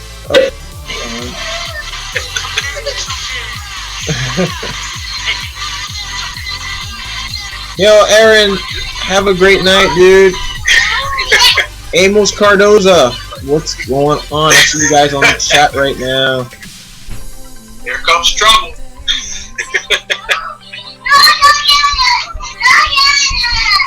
I'm sorry, 1 second. No problem, man. Poor girl, it's medicine. It's nasal spray. She doesn't want to take it, of course, right? Because she's like, oh, it hurts. I'm like, Oh yeah. We'll do it later. I remember those days. Oh my god. Yeah. Like they're shooting water up your nose and making you drown. Right. I used to panic. Like, my mom tried to do it. I'll just like freak out. I'm like, yeah, she doesn't like it. That's for sure. So. I feel her pain. Yeah, right. Hey, all about vehicles. What's going on, man? How you doing, buddy? Yeah, there's a buddy from Toronto in the same time zone as you. Hey, cool. Yeah, man. KGJ, what's your least favorite thing to do at work? Yeah, there you go. Ooh, least favorite thing to do at work. Man, God, I could name like probably 30 things. There are Definitely don't like sweeping and cleaning up after yourselves. Well, here's the thing: when it comes down to that on a job site, that's number one. When I'm on a job site, let me tell you this: yes, cleaning up after yourself on tasks that you do is number one. You want to have good housekeeping. Oh, absolutely, yeah, I agree. The worst thing I could actually do is, wow, what is the worst thing or the least thing I hate doing is. Did you see that? Did you use a forklift? No, I never used a forklift. No, you know what it is? Moving material around. Yeah. That's it. Because you can get a really good spot on a job site, and you can just stay there. Like right now, like, I think I was on last job I was on was at a theater job. We were doing a theater somewhere in Soho, downtown Manhattan, and we had this one little area for ourselves. I mean, it is so cool. Like it's huge, and we get to sit down, we get to hang out. Yeah, man. We got our game boxes, our material, all in one place. Yeah. Nothing scattered. It's to the point where the GC tells you, "Okay, it's time to move your stuff." Oh, I know. I hate that too. That's the worst. Move all your scaffolding and all your boxes and all your material. Yup. We got to move everything. That's like my least favorite thing to do. I just don't.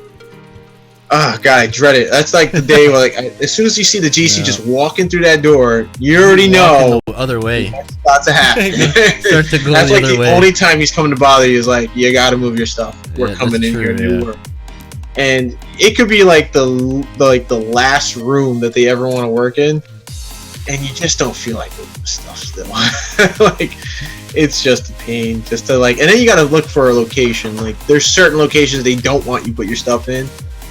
That's like finished work, and it's like, oh, so what are we gonna do? Leave it outside? Leave it on the roof? What do you want us to do with it? You know, and it becomes like an issue afterwards, like a whole. It'll sometimes come across a meeting, which is like the most embarrassing thing. Like, you don't even want to be mentioned. Like, your whole team don't want to be mentioned in a meeting full of other tradesmen. Like, well, we're trying to figure out what we're gonna do with electricians now, because they have no idea where they're gonna put their stuff. So I was like, oh, thanks for blowing up our spot. Like, because like everybody turned their heads on us, like the morons in the job site. But no, but going back to your question, Chris, about like us working with all the other trades. Yeah. I like working with the other trades, and I tell you why, because I like to kind of learn stuff from their trade. Yes. And I'm all about that too, because it's not only that you're just doing your trade and not bothering others, you can be really good friends with other guys from different trades, and they can show you what they do. Oh man, that doesn't sound good. You don't have to.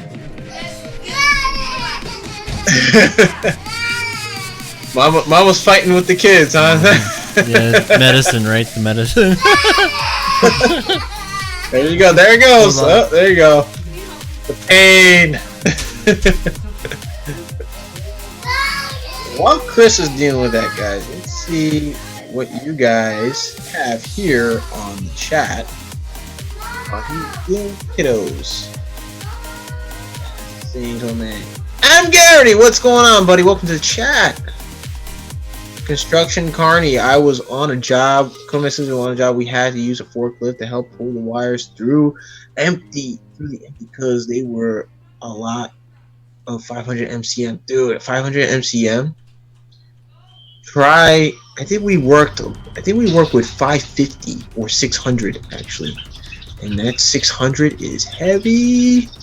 I tell you that much. Conan Studio going through pipe, it was a pain. I feel you, man. All about vehicles says my father is an electrician. No, that's awesome. All about vehicles.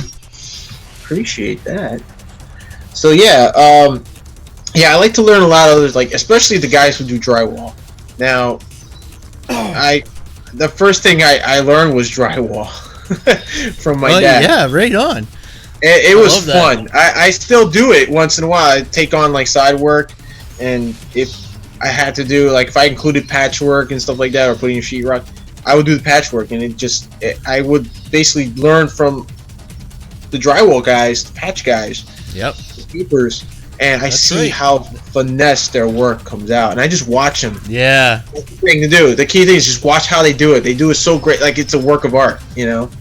You got. I love how they come in. That's like my favorite part too. One of my favorite things on the job site is like seeing them putting up the drywall after we do our rough and plan. When they do a good job, right? Like there's some guys who do messy jobs, but seeing a nice job where they cut nice around your pipe, it looks good, and it's I love awesome. watching them like literally take a hole in a wall, like in their drywall, like a plumber did a mistake or whatever, and they just like figure it out, like do their little magic to like go around it and just make it look so legit. It's too legit. Yeah, I love it. That's like one of my favorite things on a job site is just seeing that go up. Just like how it all comes together, you know. Yeah. And especially, I gotta hand it also to the HVAC guys and the plumbers. I have like total respect, especially for the plumbers, because they deal with a lot of crap, like literally a lot of crap. Literally a lot of crap, and I gotta hand it to them, man. You know, the plumbers, really dirty jobs. Sure they do. I made some pretty good friends with actually 2 plumbers on that hotel job I did, and they were really cool. They knew their stuff, man.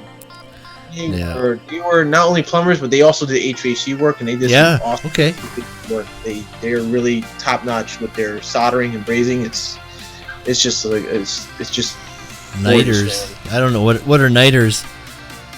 How many niters in one time have you installed? I don't know what that is. Chef Pete, dude, what's up, man? Nice to see you, pal. Right on. Yeah, there's a guy who came in. I just banned him from the channel. Oh, really? Yeah, it's talking shit. Oh boy. Yeah, we got there goes the trolls. There go the haters. You gotta love the haters sometimes. I got really good filters on, right? Like I have all every bad word on my filter, automatic filters. So. Oh really? If it comes up, like if anyone tries to type something racist or derogatory in any way, it'll filter it. I guarantee it on my channel. Yeah. Wow, that's pretty cool. Yeah. You gotta, just think about what the bastards will say, right? And just put it in your filters. That's normal pretty people dope. don't say that. Try that out. Yeah. Is that on the Streamlabs channel right now? No, that's on YouTube Studio itself. Oh, really? I gotta check that out. Yeah, you can do it right through them. Where is that? I think it's on your community, under community, I think, for some reason. I don't know. Hopefully I don't lose the stream. Yeah, I would think it's on. Yeah, it's in community settings, I believe. Oh, but you know what? I don't think I have that because. I don't have that. I don't have that because that was Oh, that's right. Yeah. That was the beta thing, and I didn't find out about that till later, and then they. I did it again. Too late, so I don't have that feature. I missed out on that. Oh, weird. I mean, that is a pretty cool feature, though. I've seen you can just post stuff, notifications. And stuff like it is. It is. Yeah. But you have it in channel somewhere. It's under channel somewhere. Yeah, it's between channel and I think community, between channel and comments. I think it's under. Your page. It could be under comments. Yeah, right. Yeah, so that's the only feature I got. It's just I use the comments sometimes, once in a while. Yeah. I tried doing the polls for the TRT Tool Review Tuesday tools because I was trying to put up a poll where you guys on the join my channel, subscribe to choose which tool I can do a tool review on, but it turns out I don't have that feature. I come to find out, I'm like, oh, that kind of sucks. So that's fine.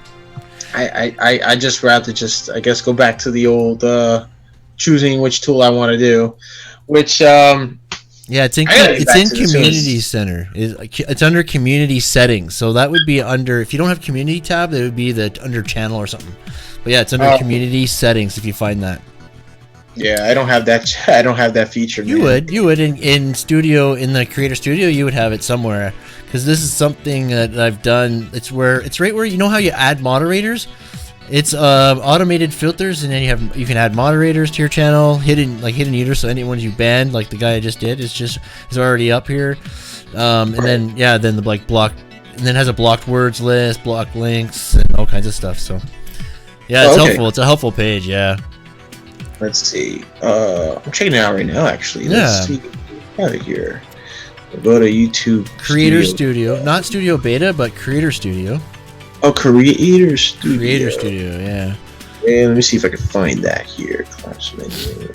If you're in beta. Oh, Creator Studio Classic. Yep, that's the one you want to go to. Yep. I always get that little pop-up that says, and I just skip it anyway. Okay, so channel community. Here it is. Yeah, there you go. Yeah, and it's the automated filters and moderators. Publish comments, help for review, likely spam. Let's see. So blocked words. So you just add the words you want and put a comma. Oh, under community settings. Yep. Okay. Yep. Oh, and then gotcha. under default Nice. settings, you can click hold potentially. Yeah, man. Yeah, oh yeah. Block words. Okay, I see it. Wow, that's pretty cool. And then 2 down under default settings, it says comments on your channel. You can make sure that hold potentially inappropriate comments for a review, right? So that's an extra filter, and that also accounts for your live stream chat. Nice. Yeah, so it's really helpful. Yeah. Okay, cool. Yeah.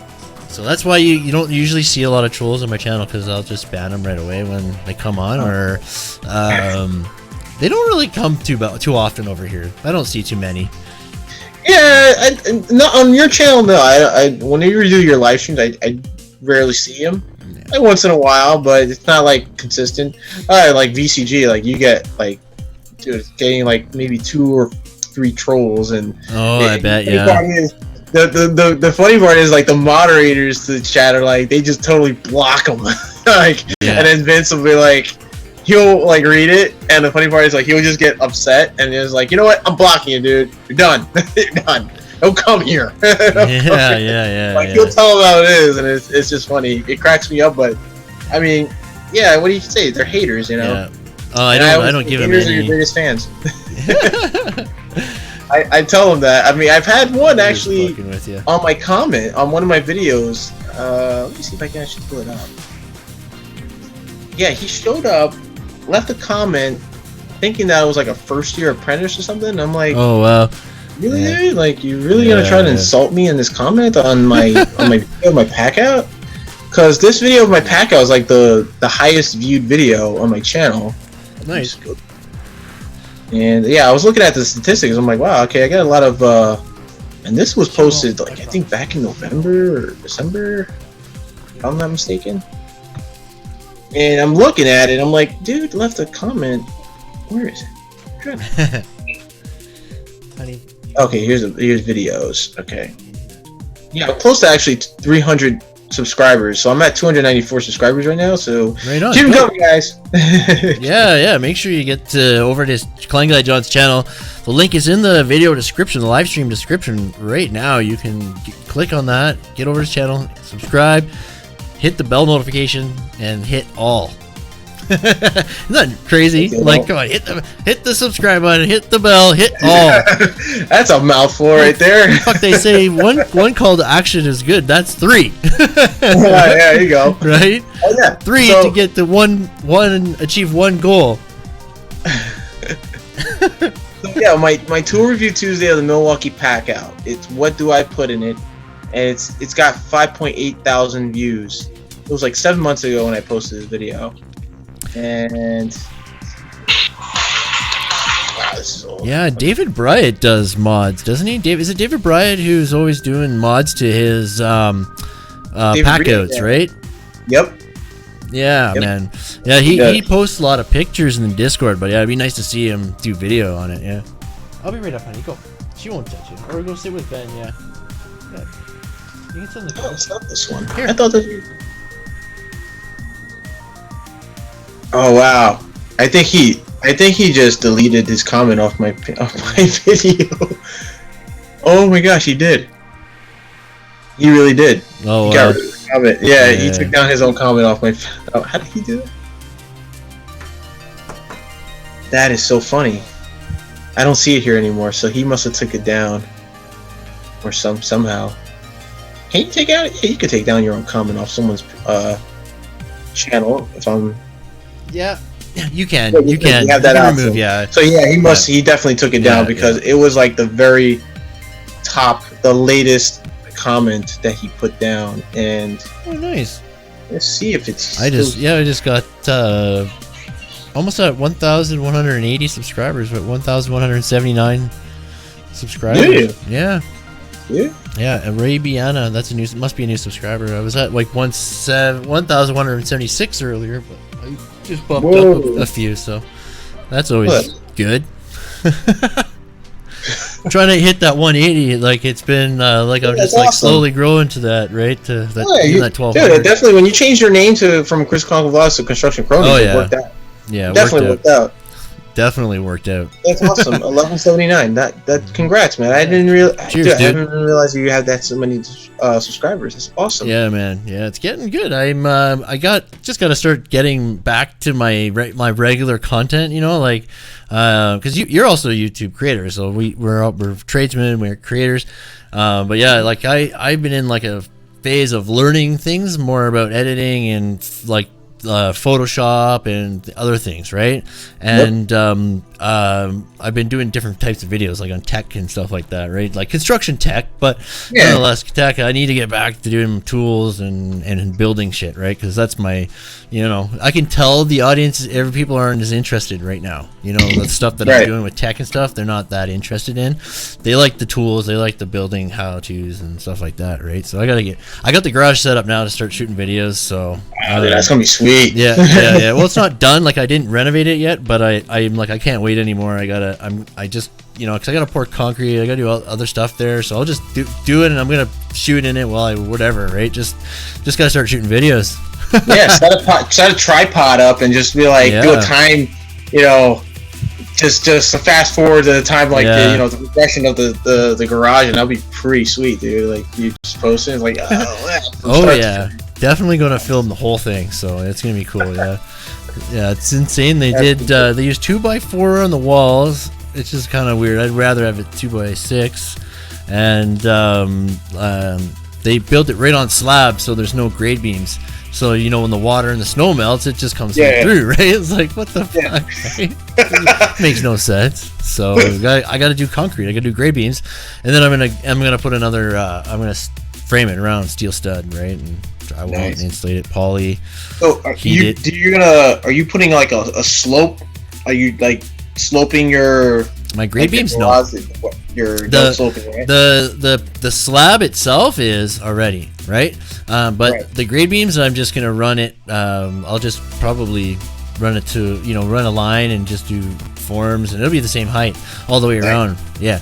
That sounds pretty sweet. Absolutely, yeah. Pretty sweet. Shit, yeah. Same elevation. I mean, right? Yeah. Man, that's awesome. I'm so glad you're able to come on tonight, man. I'm not gonna take up too much more of your time here. It's coming on to almost 2 hours here, bro. Oh yeah, it's like 10:50 over here. That's I'm used to staying up late nowadays, but I really gotta change my habits. What time do you guys start in the morning? We start. Well, normally I'm scheduled for like at 8 a.m. to 4:30 p.m. That makes sense. Do you have construction sites that start at 7 a.m. there? Yes, we do. Is that the norm there as well? Is that the norm for construction in New York? It is a norm. Yeah, it is here if too. If you're like most union jobs, they'll start really early, like 6 o'clock, sometimes stop 5 o'clock in the morning type early, and you just leave early, like 2 o'clock, sometimes 1:30. But for non-union shops like us, we start the norm is around 7 o'clock to or sometimes 2:30. The earliest I ever worked was 6 o'clock, and we were out by 2:30. It was somewhere I believe in Soho, same area. It was like a boutique or something. They were renovating the whole boutique, a small boutique, and they needed it done. So we literally had, I think, 2 months to finish, and there was going to be no overtime or no any setbacks or anything like that. I was originally there when they did the demo, and I was there to just check out a few circuits that basically the whole store, like, power just shut down at one point. They sent me out there on a service call. It's like, to do my old project manager a favor, because he was going to be running that job, and right before he left, he was like, yeah, go down there, there's no power. So I went down there, and these guys you got the owners, you got the general contractor, you got a carpenter, and they're all like, well, their flashlights and looking at the prints. I'm like, yeah, I'm here. Like, whoa, it's really, I got my floodlight on and everything. They're like, oh yeah, let me show you downstairs, and everything's just like dead off. And it just took one circuit to shut everything down. Like, literally everything. I was baffled. Really, it's like, wow, like one lighting circuit to shut everything down. Literally everything down. I couldn't believe it. It even tripped the main breaker, a 200 amp main breaker. I heard a big slam. Yeah. And I look over, I'm like, are you serious? This thing just shut down even the main breaker? Wow. And everything else in that panel, like on the sub panel, it was coming from the sub panel, and then from the sub panel to the main panel to the main breaker. I'm like, holy crap, what the hell is going on here? So it took a little bit of troubleshooting, and it just turned out that all the BX hanging off was just basically them turning it on, and then it just shorted out because all the cut BX was cut, and the copper was touching the jacket, and I just basically stripped it back, safed it off, and that was it. That's all that had to be done. Yeah. So, yeah, that was bizarre. Right? Normally, it would just take like one breaker to trip. It just shut everything down. That was pretty wild. I was like, whoa, that's a first for me. I never experienced something like that before. It's weird. It's wild. I find it really hard to live a normal life. Starting at 7 and working till 3:30 it's weird. Yeah. Like when you have kids, for example, daycare does not open at 7. It opens at 8. 8, right? Yeah. Like it's awful. That's actually when I started working for the hour for these guys. That became an issue.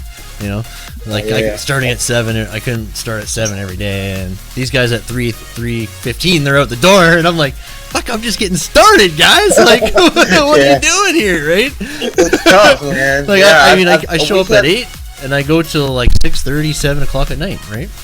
Wow. Yeah. Yeah. Like when you're getting paid piecework or whatever, you go longer hours. You're not restricted to. Yeah, it's the same here. Even, they don't pay overtime to drywallers and steel stud framers. They don't pay overtime to us. No, they don't. They do. They have to do it by piece. It's like that everywhere. Yeah. Here as well. Or they force you to work 10-hour days, but you don't get overtime. You have to work 10s. That's just like awful. Regular hours. Yeah, you just don't get the overtime. Yeah. They shit all over us. Become electricians, kids. Okay. Listen, Chris, you're not the only one. They do it here too. It's just like I mean, and then some union jobs here in NYC, like in New York City, like the carpenters and drywallers and stuff. There are a few of them that actually get breaks. Like they get the overtime. Yeah. They're busy companies.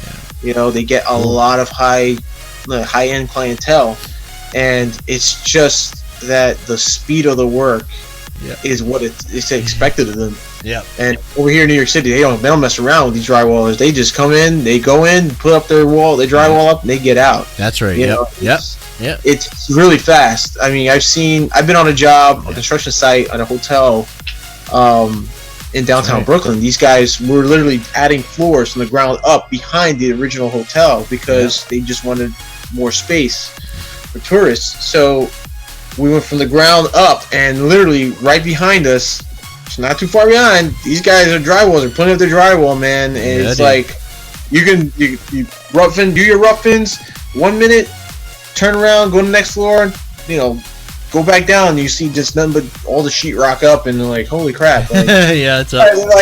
They're just sitting there waiting for you, like, yo, you're done yet? That's right, that sounds about right.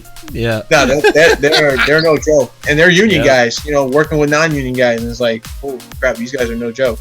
They're really serious about their work. Right. But yeah, man, they make money. These guys here in the union, they make a lot of crazy money. It's ridiculous. Nice. But but I had a few questions actually about going back to the union, and it's been, I don't know. I had a few guys on the channel tell me, like, would you ever go back union? Are you local 3? I never local 3. I never got into local 3. I tried. Trust me, I have, and it's hard. You have to literally know somebody in local 3 in the IBEW local 3 to get in here in New York, and it's very hard. Yeah. And they are like the top electrical union here in New York City. Like same here. So many union shops out of local 3 out here. It's just hard to get into. You literally have to know somebody. Sure you do. Yeah.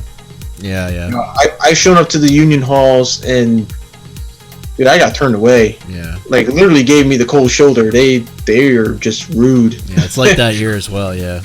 Yeah, like they literally told me one time, like, who do you know?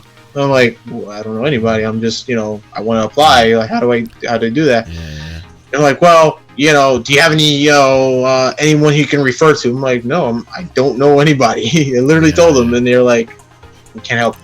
Yeah. Literally in my face, we can't help you. Yeah, like, wow. Really serious I've there. I never had an organization just tell me, like, we can't help you. Sorry, we can't hire you. It'd be highly competitive, like, to get into that. And in a city that big, they would be very serious because that's a good job, man. Like, they do amazing work here. And when it comes down, the thing I love watching them do is also putting in these transformers, like these down transformers that they put in these buildings and basements and stuff, to just from 480 to 277 or 240 to not 240. I'm sorry, 230 to 220 or 208.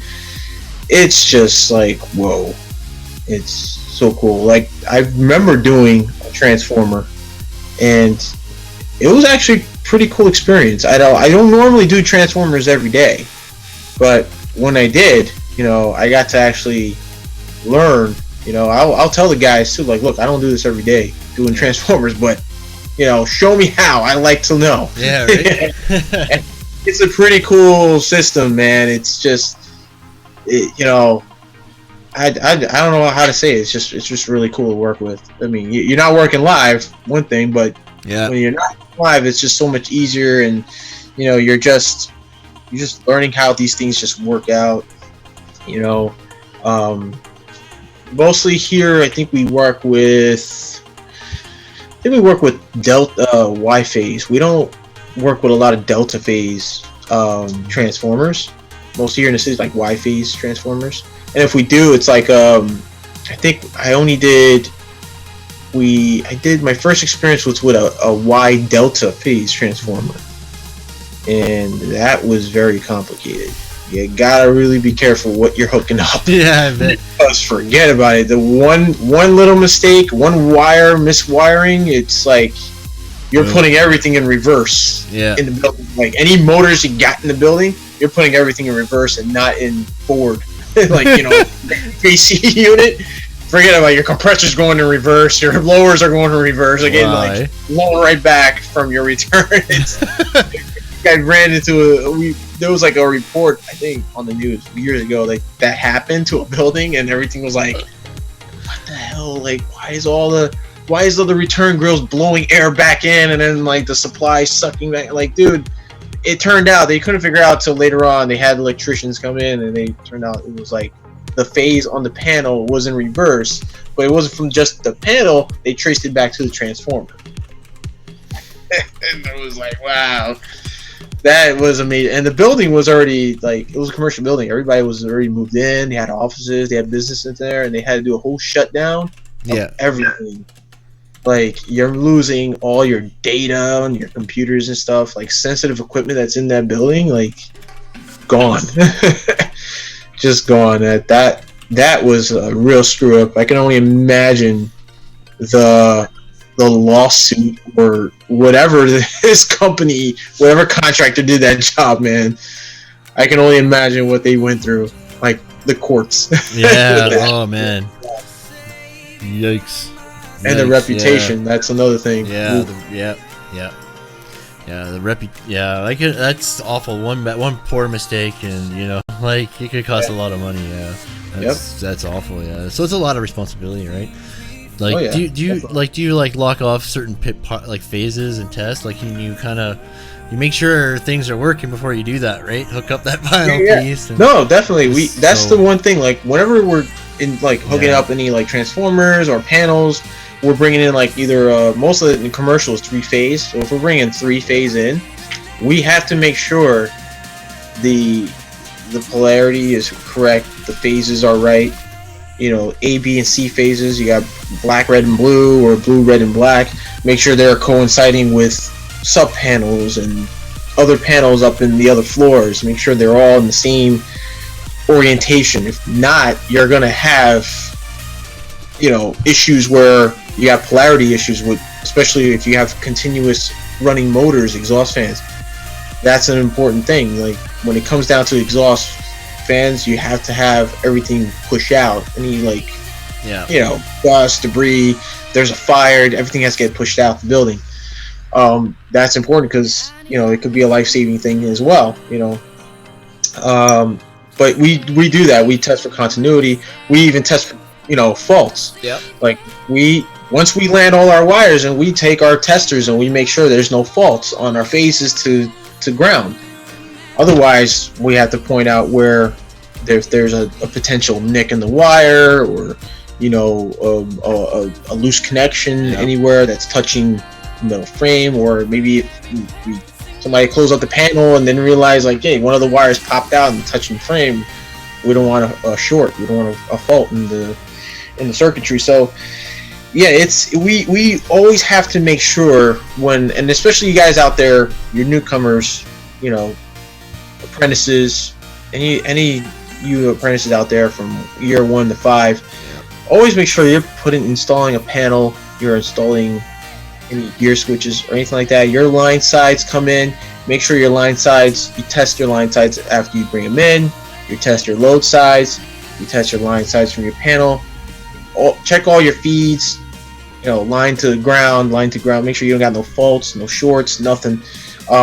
You also gotta make sure your neutral is also, you know, securely, you know, everything's mechanically and electrically secure. That's the two things you should always make sure. If you're an electrician, you have to make sure all your devices, your panels, your mechanical, like, you know, lugs and switches and whatnot, everything's mechanically and electrically secured. You don't want to have a really bad day where you're gonna just damage property or set fire in a building, because that's something you don't want to be. You don't want to be in a situation like that where you're gonna get sued. Or go to jail. Yeah, don't go ahead and do things without, like, you know, it's good to show initiative, but, like, make sure you know what you're doing. Like, you know, you don't just start messing don't be around. afraid to ask questions. Exactly, you know, if you're not sure of something, ask. That's right. Absolutely. That's all it takes. Just for you to ask that question. If you're not sure of something, just ask and get the opinions of others. You know, other people with maybe more experience than what you have, that you're working on, and they can give you their opinion, their professional opinion about, you know, what it is that you need to do. Well, buildings are becoming like living, breathing computers. You know, like, they're smart, and it's complicated now. It's not, you know, 3 wires anymore. It's more to it than that now. Yeah. So you gotta be very careful, you know, what you're working on. You don't want to even, you know, you're working in a building. You got people in there. You know, it's all about safety, life safety. Especially when it comes down to fire alarm. You don't want to even miswire or do anything illegal tap work off a fire alarm, because that one T-tap or one illegal wire that you're just tapping from another device to, you know, don't cut corners. In other words, don't try to cut corners and try to, like, splice into other things to make something work, something that's dependent and reliable to save lives, especially when it comes down to fire alarm. Because the second you can get something hooked up and say, oh, look, it works, but when it actually happens, a fire happens and nothing goes off, you know, you're endangering others right there. You know, and that's serious. We take a lot of that here seriously, and I mean, despite the fact that New York City has a high rate of accidental construction, the accidental rates in construction sites are very high, especially electrical and plumbing and general construction. It's no joke. We have to take job safety seriously. Oh yeah.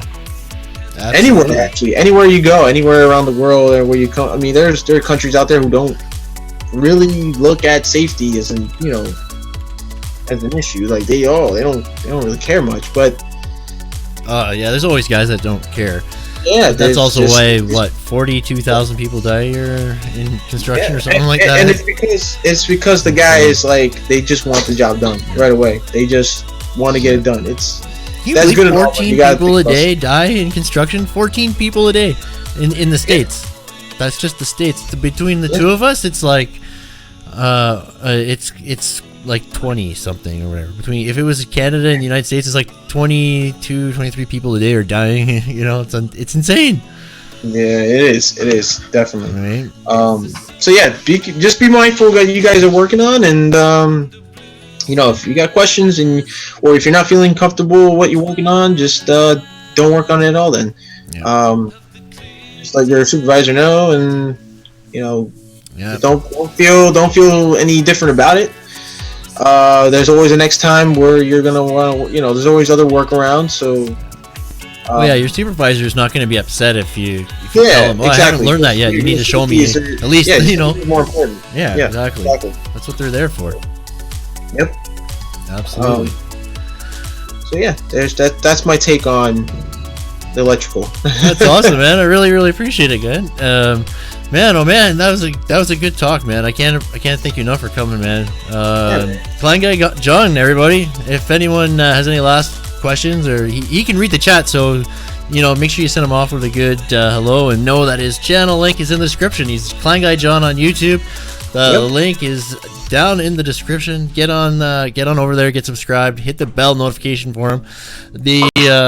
His link will also be on my homepage, my YouTube homepage for the week. I tried to add it actually over the weekend, but YouTube was crashing on me this weekend, so it didn't stick. But I'll go and re-add it here right after the stream, and so anybody can find that as well. Hey Neil, Crypto Cruising, how's it going, my man? Codeman says, when the phases get into control panels, do you won? Not sure what that means.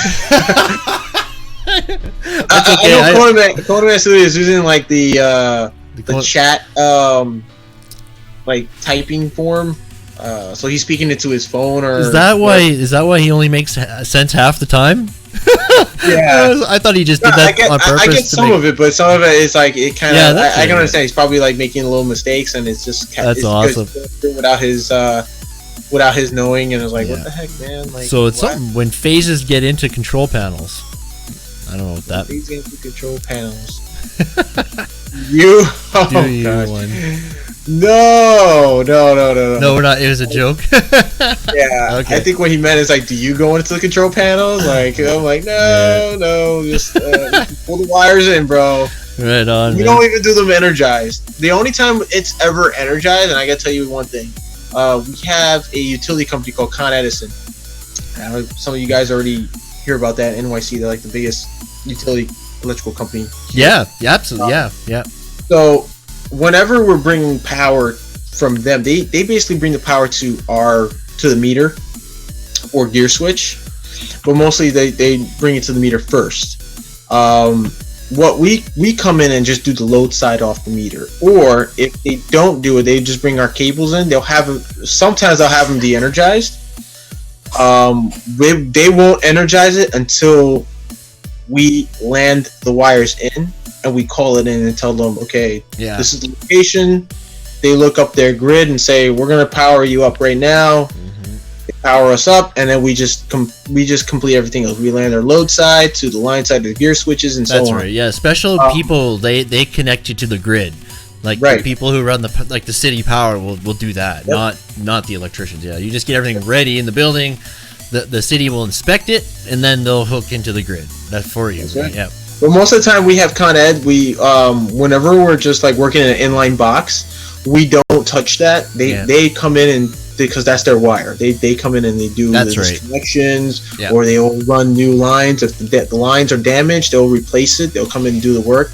Normally they don't charge the client because they're already charged with the utility bill. So the work is basically, it's expensive sometimes here, like to get connected. Like we're talking $8,000, $9,000 to get connected.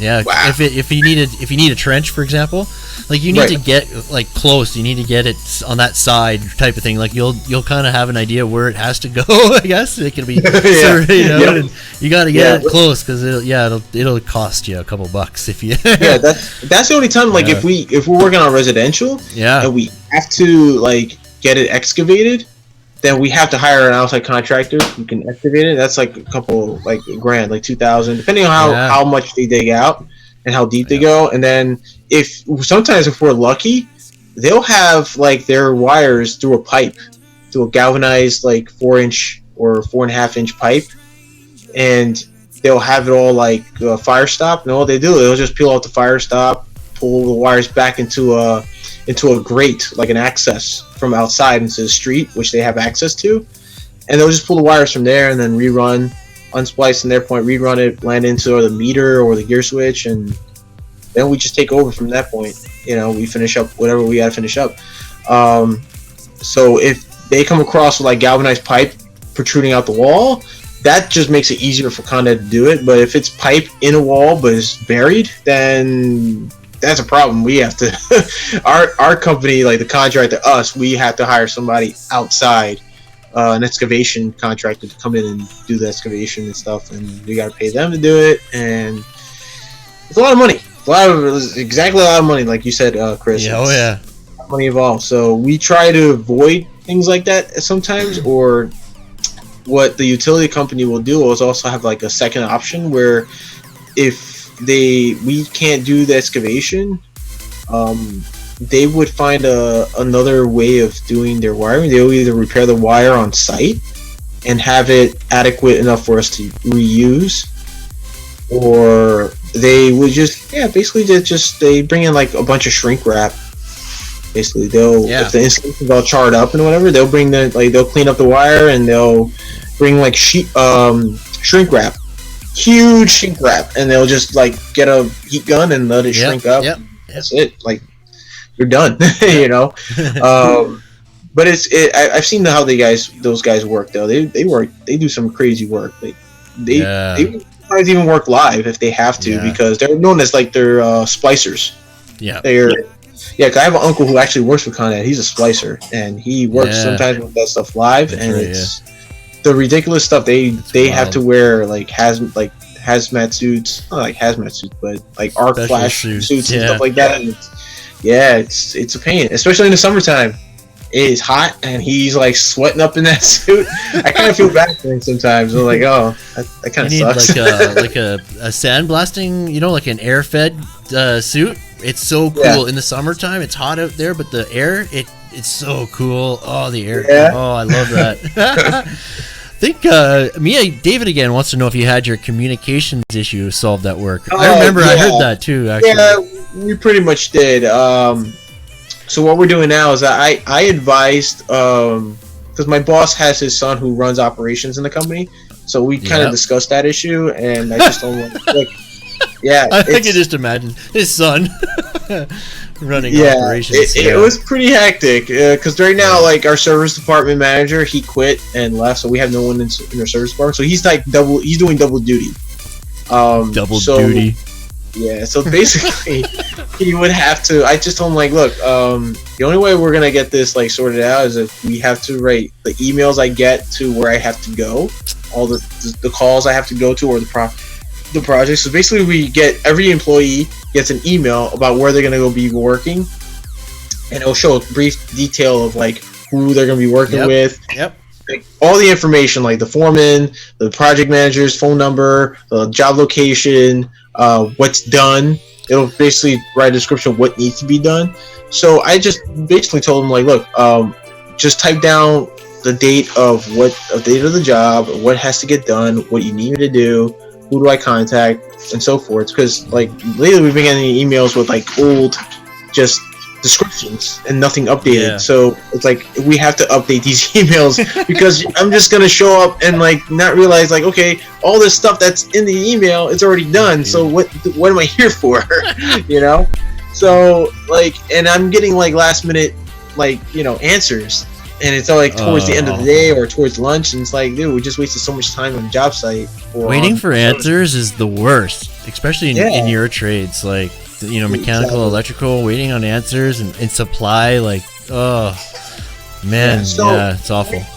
Yeah, so we fixed that, and it turns out he started updating the emails and making sure everybody's up to date on what like needs to get done. And you know, today, let alone I was supposed to go to like 5 service calls. I couldn't make it to all 5, so I ended up doing only 3, and ended up going to a job that we did a renovation for an apartment, and it was basically a couple of outlets, like 6 outlets that weren't working apparently, from what the super of the building was like telling us, like, oh, you know, you guys came in here and did all these outlets and did all the rewiring, and 6 outlets don't work. Yeah. So I checked out my you know, GFI tester and everything, and it turned out like 6 of those outlets were like reverse polarity. I'm like, what the heck happened? Like, what's going on? Like, what happened? So I like opened one of the devices, and it turns out that the neutral is actually live. Oh, yeah. The black wire, the hot wire, is a neutral. Yeah. Like, what happened? Like, how did this happen? How do you like get the black to be neutral and the white to be a hot? Like, I don't understand. It's black to brass, right? Yeah, and, like, and, dude, and ground to green, and black to brass. Right, I'm looking at it, I'm like, wait a minute, but the white is on the silver and the black is on brass. Well, I'm like, shit, where does the red go? Wait a minute, they wired it elsewhere where it's now like in reverse. Now the black is actually neutral and the white is actually hot. I'm like, oh crap, how did this happen? So I had to like take pictures and explain to my project manager, like, this is the deal. I can't be here. It's 4 o'clock. It's after hours. You can't work in buildings after 4 o'clock or 4:30. Yeah, well, that's handy. So we got to reschedule, come back, and fix this issue because it's gonna get infected. So that was a total bummer today. That was a shock. He was really upset. Like his reaction was like, Jesus Christ, what the hell happened? Why did this happen? How could this happen? I'm like, shit happens. I don't know. It's just shit happens. Wasn't just paying attention, man. Yeah, that's right. Yeah, so they were lucky enough to send me down there and to find out what was really going on. Yeah, good night, Adam Garrity. Yeah, Adam Garrity. Good night, man. Thanks for coming, bro. Thanks, bro. Appreciate it. Yeah. So, I guess... Wait a minute, where we are right now? Where am I? I can't see you. There you are. Okay. So, yeah, man. Oh, wow. Yeah, man. This is like, okay, cool. This is like the longest I've been on. Is it? That's awesome. Yeah, we've gone, like, I think I've been just over 3 hours is the longest I've gone, which is a long time. But yeah, it's crazy. Like, it's been 2 hours and 18 minutes, and it hardly feels like it. That's good. Your chats go like pretty long sometimes. I think the longest you have gone was 3 hours. Yeah, it was like a few weeks ago. Yeah, I think Jimmy and I was on to like, I think you were on to like 2 a.m. on my time zone. I was like up at that time watching your live stream and doing other stuff. I had trouble sleeping that night, so I was like, let me just watch Chris Cocker vlogs. Let's see what's going on. Let's see what's happening. Right on, man. Well, we're not going to go 3 hours tonight, but we did do 2 hours and 18 minutes and 59 seconds so far. So that's a good one, man. I can't thank you enough for coming, man. And everybody coming in the chat, that really appreciate everybody. That was awesome, man. We got to do it again. Before we go, I'm going to say this. This is a really great disappointment. Something that I think Milwaukee themselves got to work on. Okay, yep. That snapped. Oh, is that the one that's not supposed to snap? Yeah, this is the magnetic bit holder, and it snapped on me when I was making some knockouts on a back panel. Well, panel box. Is that the carbide one? Yeah. Yeah. Oh man, did you take a picture of it? And will they send you one in the mail? Well, here's the thing. I went on AcmeTools.com, and that's because that's where I purchased it. And I looked at their warranty on. But isn't it with Milwaukee? Warranty for the bit holder? It's only for the bits and the bit. Oh man. can't get a new one with this, Why so did you I was really scrap it? disappointed because it said excluding bit inserts, and Yeah. it was something about the like potential bit holders or screw holders. Yeah. The little sleeves Yeah, on them. yeah, Yeah, the those sleeves, yeah. they don't replace. I'm like, oh, that's a disappointment because I really like this. This was really That's wild. I really can't good. believe how thin. Like it's long though. Like it's a little bit longer. It's got that 1 inch end on it, right? yeah. That's 25 So mil. yeah, I really like these type of bit holders. They really hold up, but this one apparently didn't hold up too well. So I'm always trying to find the shortest one possible. For the longest time, Makita was the shortest, stubbiest one, but now this is the 3-inch actually. Dual, This is like the typical small. 3-inch. That the yeah, but yeah. almost like that they little did the skinny 2.5 parts or something about- like that. it's wild. Anyway, Yeah, you're very welcome, Amos. Koneman Studios, thank you for coming. David again, man, yeah, awesome having KleinGuy Jon on tonight. And like I said, guys, get over to his channel, get subscribed. The link is in my description. So easy. All you gotta do is hit that button. It's highlighted in blue. It's simple. Right on, guys. We're gonna go to bed or hang out with the kids, do whatever. Neil, man, thanks for coming, buddy, all the way from the UK. I wonder what time it is there. He's probably like way early in the morning on his way home from work. He's a DJ at a nightclub, right? So, right on, guys. Even Eddie Smallhorn popped in for a while, and Chef Pete, my man, Chef Pete from New Mexico, eh? He's right in what the heck city is that one? That it's rough down there, man. Keenan from All About Vehicles, Jason Reynolds, Paul Peck Drawwall, and Aaron Banks. And if I missed you, Russ from Nunchaku Pioneers. I forgot to tell him too. I've got my heavy bag. I'm going to be setting that up. I got everything ready to go. I'll be setting that up tomorrow. Got my nunchucks out there ready to go and kick some ass. I'm going to shut the stream off and I'll see you for a couple seconds. But guys, have a great night. We'll see you next time. On Sunday morning, I'll do another live stream. And I got a couple videos coming out next week. And yeah, we'll see you next Friday. all right, Chris. Right on, dude. Yeah, that was awesome, man. Thanks, appreciate it, man.